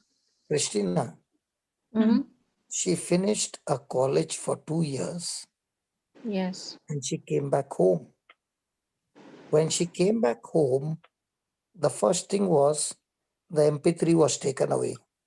Yes, I heard and that. now what she was practicing is she had to practice what she has learned by not retaliating, not giving back, but exercising her faith at home. When not one person was in her favor, everybody were on side, and she was supposed to operate by faith. So she got challenges every day, and what she heard for 2 years, she began to practice that, what she heard for 2 years at home with extreme challenges. And those extreme challenges actually became a blessing for her, because now she began to learn how she can practice the word of God. Amen. Now, So when she began to practice the word of God, there came an option for her, opportunity to find a job, and she found a job in Chennai, and she got out of that nest. But she remained in that nest for how long, Jocelyn? From 2007 to 2012. So is it easy to 5 stay years. 5 years No. practicing what she learned after doing a master's? So 5 years without a job, practicing that, she came to Chennai. Now, the moment she came to Chennai, I used to come to Chennai. Now, Yeah. she got the new rivers flowing inside of her. Now she got opening in her office, everything, and she began to grow up. It was like all that I was speaking, I was imagining, even if you see my sister, my mother, I didn't even know they have seen all that I have written. My sister used to say, I have seen what you have written, and today I'm seeing all that you wrote has come to pass. I started to see it manifest in Chennai. Amen. Praise So, God. as she began to grow, her boss saw what she's doing in Chennai and told her, I want you to be back in Tuticorin. So she called me and she said, my boss is telling me I need to go back to Tuticorin. Dad, Papa, you please understand. If I go back, I cannot do what I'm doing. And I said, listen, you go back, humble yourself, and God will take you from there beyond your imagination. Because that's your training ground. God brought you out to get fresh training, fresh teaching. Now go back into the shell and start there. And what the parents realized is the boss, his wife, would send a vehicle to pick her up from home to come to the studio and do the recording the whole day and then drop her back. Now that boss is not a small boss. He has got 80 outlets, which are 2-floor buildings. More than now it's 120 plus. Wow. Now imagine this man has got 120 outlets of home appliances and all that. And this boss with his wife should come to her house, pick her up, not the driver. They themselves come her, pick her up, take for the recording and drop her back home. Now, what does the father and mother begin to think? Who is my daughter that the boss should come home and take? Because the boss wife had multiple lumps, and Jocelyn in the office was preaching, and she began to tell her what to do. And the boss wife, and she would go to different places to preach. And while preaching, she was watching what Jocelyn is doing. And as she forgot about the multiple lumps and started doing what Jocelyn was doing, one fine day she came and told her, all my lumps have disappeared. There's not one in my body. Today, the same wife of the boss is preaching in so many places. In spite of having so many outlets, they are so humble to teach the word of God everywhere.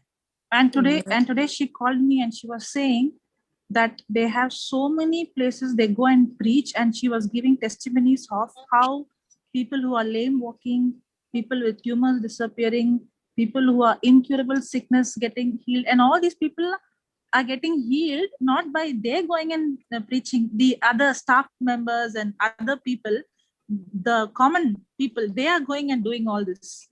Today she was sharing with me today evening. Wow, and she told me to amazing. share with you as well. You know, Christina, Yes, brother. the ministry can grow not by the preaching of the preacher. The real Christianity grows when the preacher preached, people heard, and they themselves go out by faith with what they heard and practice it on others and start moving out in faith and come back with testimonies. What is shocking is that in spite of preaching all these messages, you have to literally beg and ask people, is there any testimony? I'll tell you one thing, Christina, remember this. Yes, If the brother. same teaching I had to do in villages, no, there would be number of lines standing to say, I want to share my testimony. The difference between the people who are poor and in the village, and the people who are in the city is most of the people who come in the city to listen to the word, they come for Matthew 6:31. Can you put that? Shantala, can you put that? Matthew 6:31 or 33, brother? 30. When I said 31, 31. it has to be 31. 31. Okay.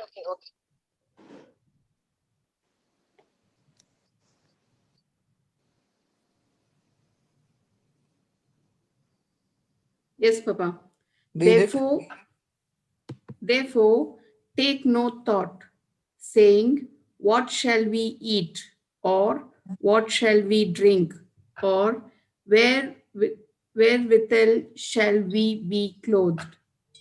Whether we shall be hold clothed. on. When a person is coming for a meeting like this and listening to the word, and after getting all this food, then comes the question, did I really go for the meeting to get verse number 31? Or did I come for the meeting to get verse 33? 33, yes. Out of 100, 95 come for 31. Oh, 5 will come for 33. That's why the church does not grow. And those who 95 were coming for 31, all their life they are stuck to that 31, because Jesus said these kinds of things that they think about is of the pagans and the Gentiles. The people of the kingdom of heaven don't think on these things. praise God. Why is not things changing in your life like multiples of 30, 60, and 100? Because the whole day I'm thinking about myself. Whereas the ones who are of the kingdom of heaven, they don't think about their self because their needs are met by the Lord, by the Father. They are only thinking about how am I going to take the gospel and reach out to others. That is the kingdom of heaven. Praise God. Amen. Praise God. So even if I'm spending here for the next 1 year and people who are coming for this breakfast are on 31, there will be no growth at all. Because now this class has become into a pagan class.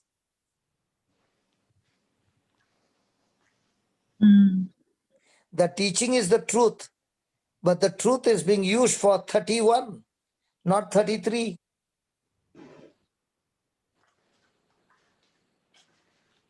But you look at any person's life, any person in any part of the world, the moment the person has left 31 and got into 33, you look at that person, he is a blessing to the nations.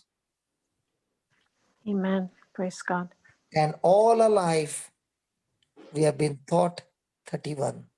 All our prayers are 31. I will say the Our Father sincerely, but my mind is not on let your kingdom come on earth as it is in heaven. That is not there. Give me my daily bread is the highlight of my prayer.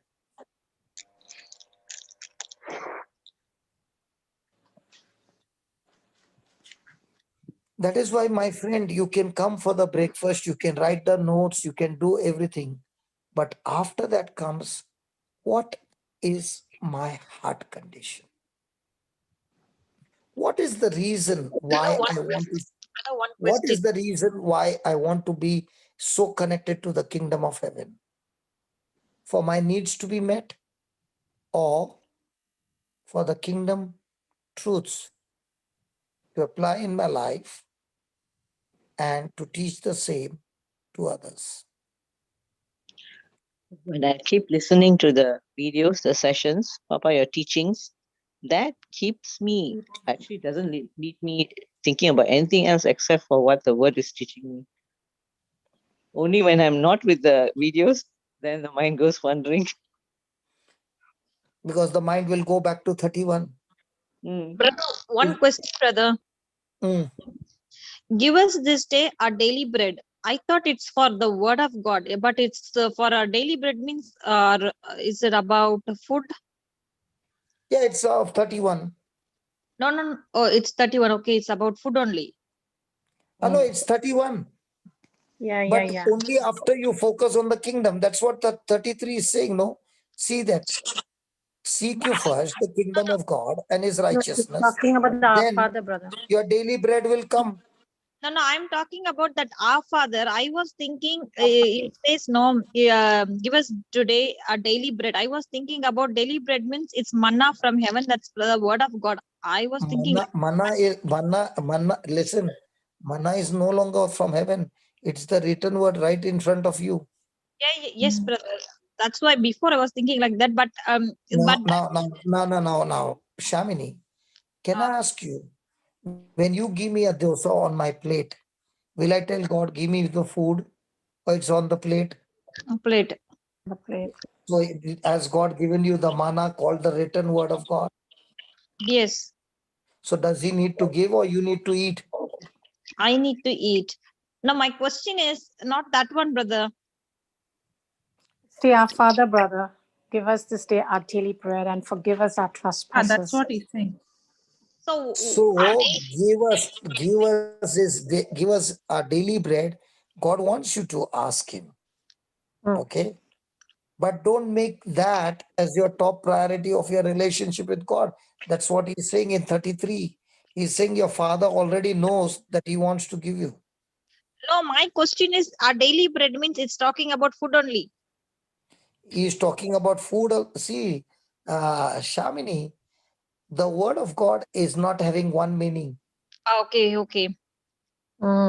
It has got multiple things for multiple purposes. Word also says man does not live on bread alone. Bread alone. Okay, So okay. you can't take that word for one meaning only. There are multiple meanings. Correct. So that meaning has both meaning. For daily food means a daily fruit and as well as the word of God. Yes. Thank you, brother. Amen. Praise God. But tell me now, after this class is over, then we will go to work. Yes. In our work, have we changed our attitude that I'm going to this work to get somebody whom I can share the kingdom of heaven? Because after working for out of the 24 hours given, if you are not able to minister to anybody, that means you work for the kingdom of the world. Yes. So that means you are so faithful in the kingdom of the world because the kingdom of world has promised you a salary. But are you going into the kingdom of the world where you will get people of the world to whom you can minister?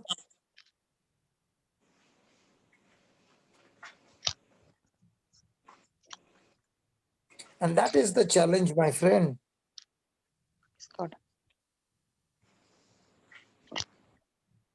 And that small seeds that you're putting today,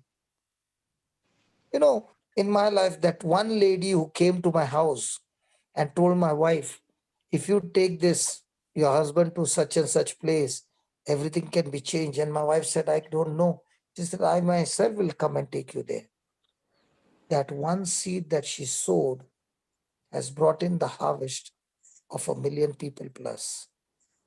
But did she ever think that this man whom I'm taking now would be one day going around the world?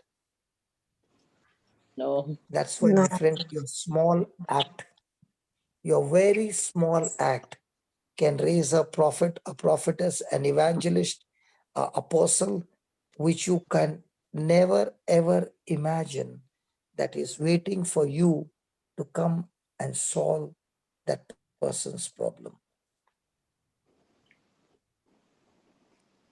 And only when you understand how important you are in the kingdom of heaven, that your one small act of obedience can change nations, because you might be called to minister to somebody, and that somebody is linked to somebody else who is going to shake the nations. That is why every small thing that you do in the kingdom of God has got tremendous honor, tremendous significance. But the devil is going to show you that act was insignificant because he wants to discourage you.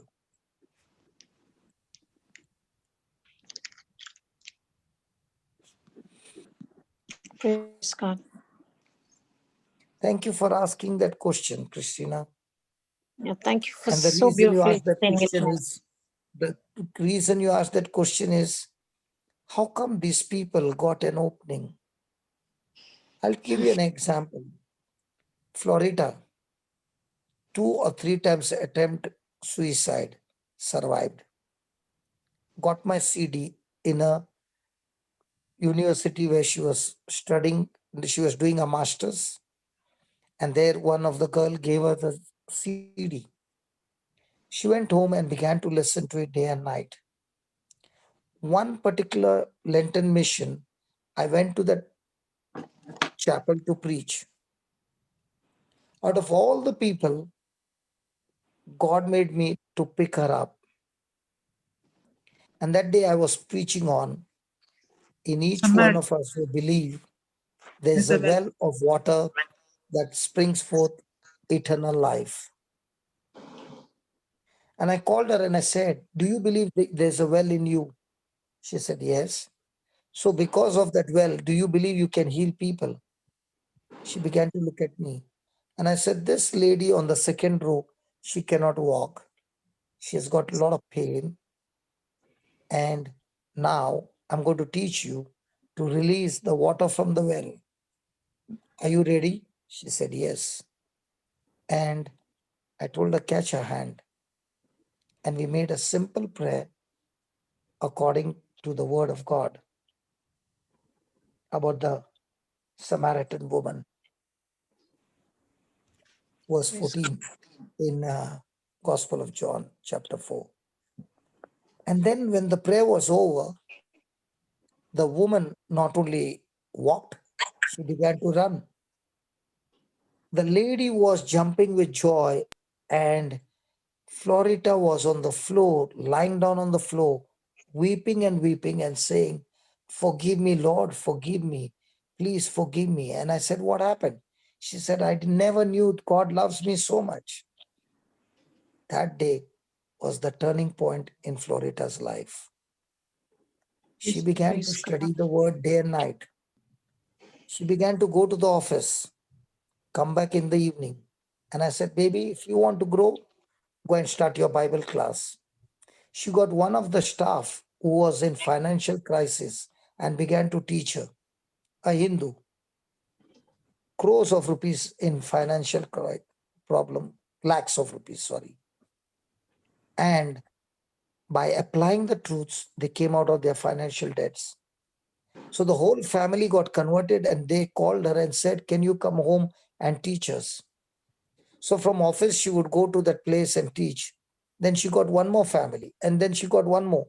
And every evening she would go and preach. And by the time she would reach home, it would be 11 o'clock. Then start cooking the food, eat something, and go and study till morning 3 o'clock. 6 o'clock, again get up and go to the office. So 2 or 3 hours she would sleep, and she would do that. Today, she's preaching in so many places. Yes. How did she grow? And you got to hear her teachings. Let me Yes, tell you, Dad. please listen to her teachings. She I is do. giving every day in her office how she's winning battles after battles, applying the truths. Praise God. I can tell you, she is more spiritually grown than I am. The reason is I mingle with people who come to receive the word. She mingles with people who wants to tear her apart. Mm. There's a big difference. Yes, yes. I always salute her and I say, my atmosphere is people who are believers. Your atmosphere is people who are unbelievers.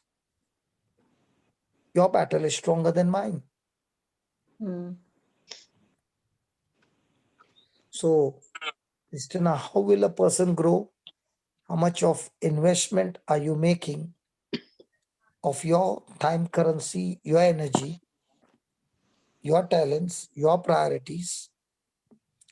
All that, when you do it together, your growth, the devil can never stop your growth. Neither can he stop your harvest. Praise God. Yes, brother. Praise God.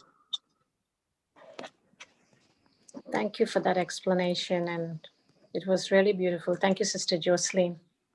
And everyone know Florida, Brother Alvin, and if you see, sister, the amount of time spending with the word would be more than 10 hours, 11 hours, 12 hours. It is not just 1 hour a day, or it is not just part. It would be, the priority would be, that was the first.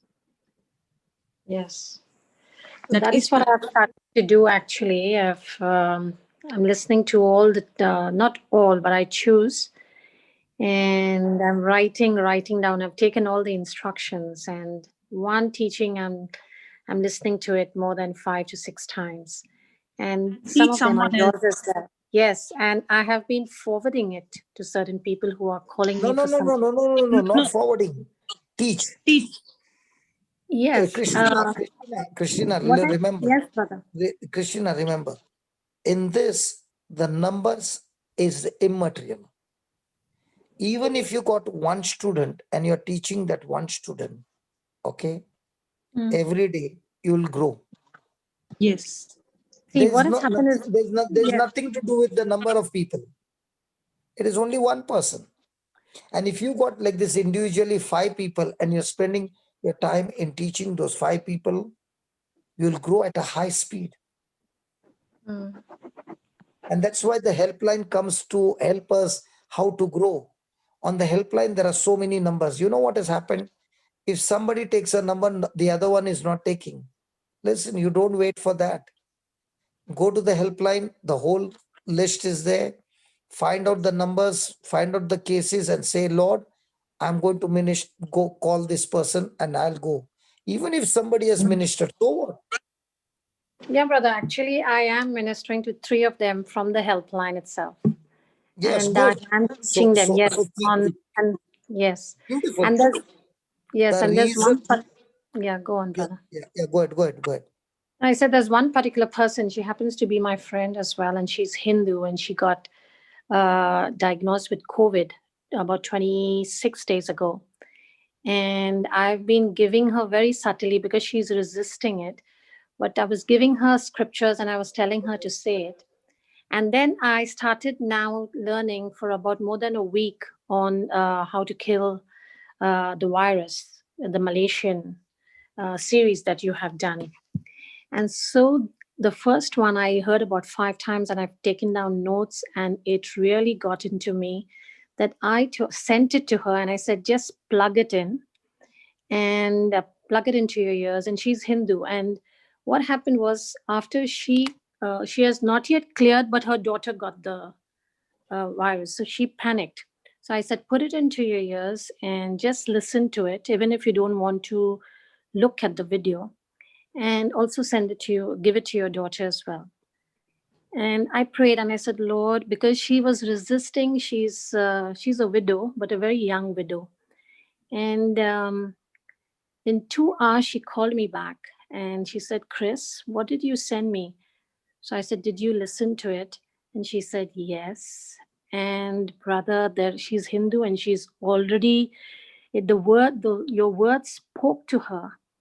There's a complete change of mind. She says, even first she panicked after her daughter got it.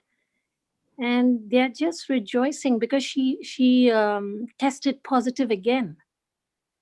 And how the Lord worked it so beautifully, because after she tested positive again, she's just not worried. Otherwise, she was like so worried, but it is that teaching of yours. That's why I said I forwarded it. That teaching of yours, she's hearing it. And now she's heard it so many times. So I've sent her the second series of the virus. And she is just not speaking, because you so much you spoke about what you speak, the words that come out from your mouth. So she and her daughter now, we don't ask one another, how are you? And she's just speaking the word. Whatever's coming out from her mouth is all good. So that is what, please. Sister, you sending the link and you teaching the word, Yes. When you start teaching. For me, in the beginning, if somebody would ask me to share, I can only share my testimony. But then I learned how to mix the scripture and share, because I thought I'm telling more story. It should be the word. And then adding that scripture, and then I started to grow. If you don't teach, you will never learn. Yes. Actually, the actual revelation comes, the actual the growth comes, the actual learning comes is when we start teaching, because we are teaching ourselves while we are teaching somebody else. Yeah, correct. I have started to explain to her now, because she is understanding and she keeps asking me. But I have realized, and thank you, brother, about 3 weeks ago when you said study, meditate, write, labor. So I have started taking one track, and I'm listening to it like for 5 times, 10 times, and writing down. And then I'm able to talk to, there's another one from the helpline, but he's in Goa. And he's already getting results on his finances. And he calls me, a young 21-year-old boy, calls me on bottom. And I'm teaching him every single day one truth. So yes, so that's why I was asking that question. That's why the helpline was made, so that the warriors would grow, and the warriors would give some of the clients to their students who have already got growth, and start telling, come on, I'll give you some case. Come on. Now that you have won over this case of your own self, now I want you to teach the same. That's how it will spread. Yes. But if the helpline warriors are saying, oh, she's ministering this, when the devil is bashing, he's not saying this one demon is bashed up. They come in a whole team and they take it. Yes, Yeah. absolutely. In the same way, you should be a warrior who is saying, I want to take 10 cases, even if I did not spend time, but I gave that little time and planted those seeds, and now he's sitting behind and watering the seeds by thanking God that what I planted is bringing in the harvest. Yeah, praise God. Praise God. But definitely, brother, listening to that, the teachings over and over again, and writing it down. And even if you pause, I will write there, pause, and you have sneezed or whatever. I've picked it up from one of your teachings that you said that.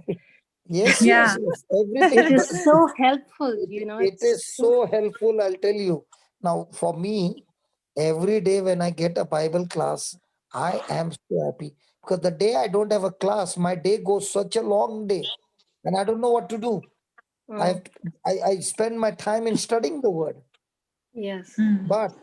But there is study and there is giving. There's study and there's giving. Yes. Absolutely. Like today, I heard your teaching on was it today? Yeah, I took it from the live TV on the link that you sent, and there's this person by the name of Brother Cruz who's basically gone. Yes. Yeah, that was so amazing. That's why I incorporated it in my prayers when I said this morning that people are searching, and when they come up with the JCILM or your teachings, they're just saying that we've got such practical understanding and simple teaching where we were searching and searching. That's what he was saying today, correct, brother? Yes. Yeah. That he was listening, and when he got one of your teachings, he was even crying. So praise God. I was like on the top of the world when I heard that. So yeah, I'm plugged in quite often, and constantly writing. So, and that has helped me. That's why now if I ask a wisdom key, I'll ask someone, are you willing to, now we are getting the recorded ones, but are you willing to write? Are you willing to learn? Because I can see how it's helping me, and helping me in a way that I'm able to speak.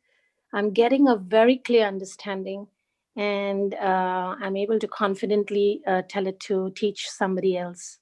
So that is why, Christina, my Yes, desire Brother. to start a website with this TV channel.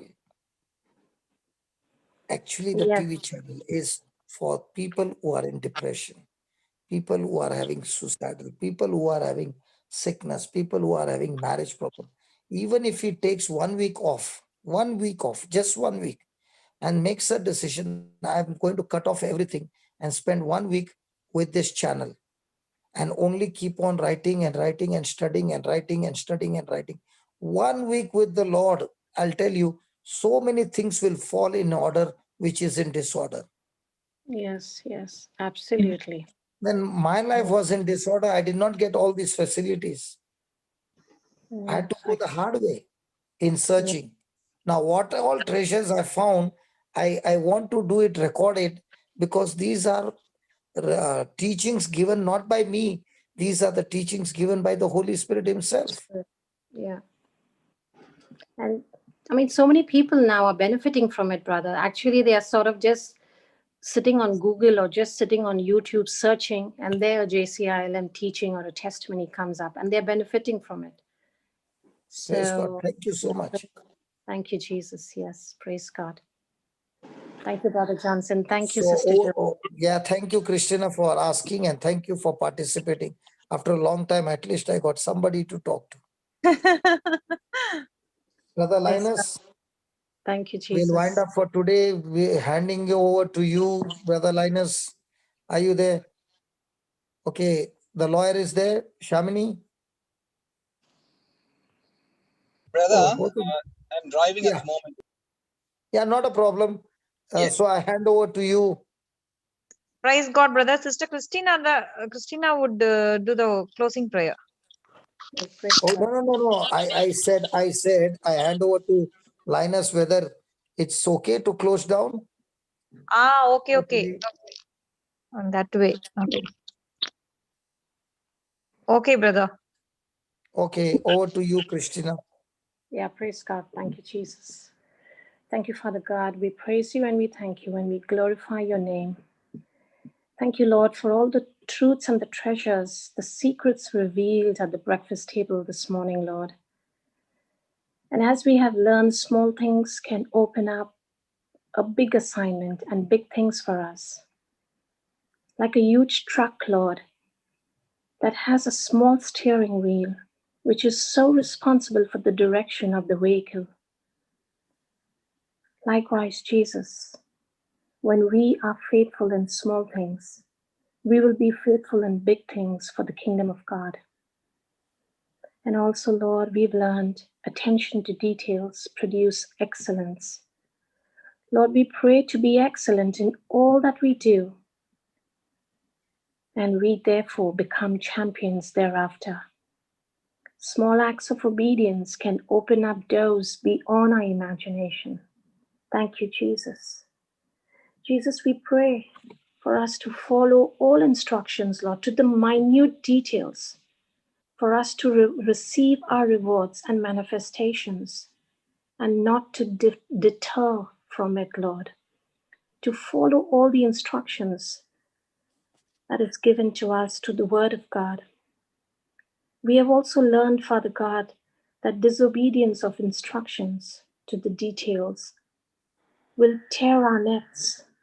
Thank you, Jesus, for the truths that we have learned this morning. And yes, Lord, the kingdom of heaven is in a treasure which is not cheap. And when we seek this treasure, we find the truth. The kingdom of God is all about giving. Thank you, Jesus. We praise you, Jesus. We thank you that as we continue to grow and praise you, thank you for Sister Jocelyn, who has shared her wonderful testimony, Lord, of through all the difficulties and all that the blocks that she faced, she pushed and pressed forward because she found the truth which set her free. She put everything in practice, and the word became real. Lord, we pray for the kingdom of truth to be applied in our lives, wherein we are able to give it to others, that we give up the mentality of paganism and move more towards Matthew 6:33. Yes, Lord, a very small act of giving will make us problem solvers. And so, Father God, as we thank you this morning for all that we have received, it has come through you, Holy Spirit. Thank you, Brother Johnson. I make this prayer in your mighty name. Amen and amen. Amen. Thank you, Jesus. Amen. Amen. Amen. Thank you, Amen. Jesus. I just Amen. want Amen. to Thank you, Jesus. tell one more thing. Even though they took my MP3 player at that time, now, Marita's Jude's mother-in-law calls my mother and they discuss, okay, in this family, so-and-so is sick. We have to give the teaching. We have to give this person the word of God. And even the way they treat me at home, if you have an exam, how will your mother treat you? That's how my mother, even when she comes and speaks to me, she'll ask me, are you studying? Can I speak to you 2 minutes? It is entirely different. How God could change everything around, and Praise especially the family. Praise God. Praise God. Thank you, Jesus. Praise God. So, Yeah, Sister I should Jessica. play Can I the stop the Untitled. live? Yeah, sister. Can I stop the live? Yeah. Please, you can stop the live and recording also. Okay, Praise thank you. God. We can clearly see Sister Josie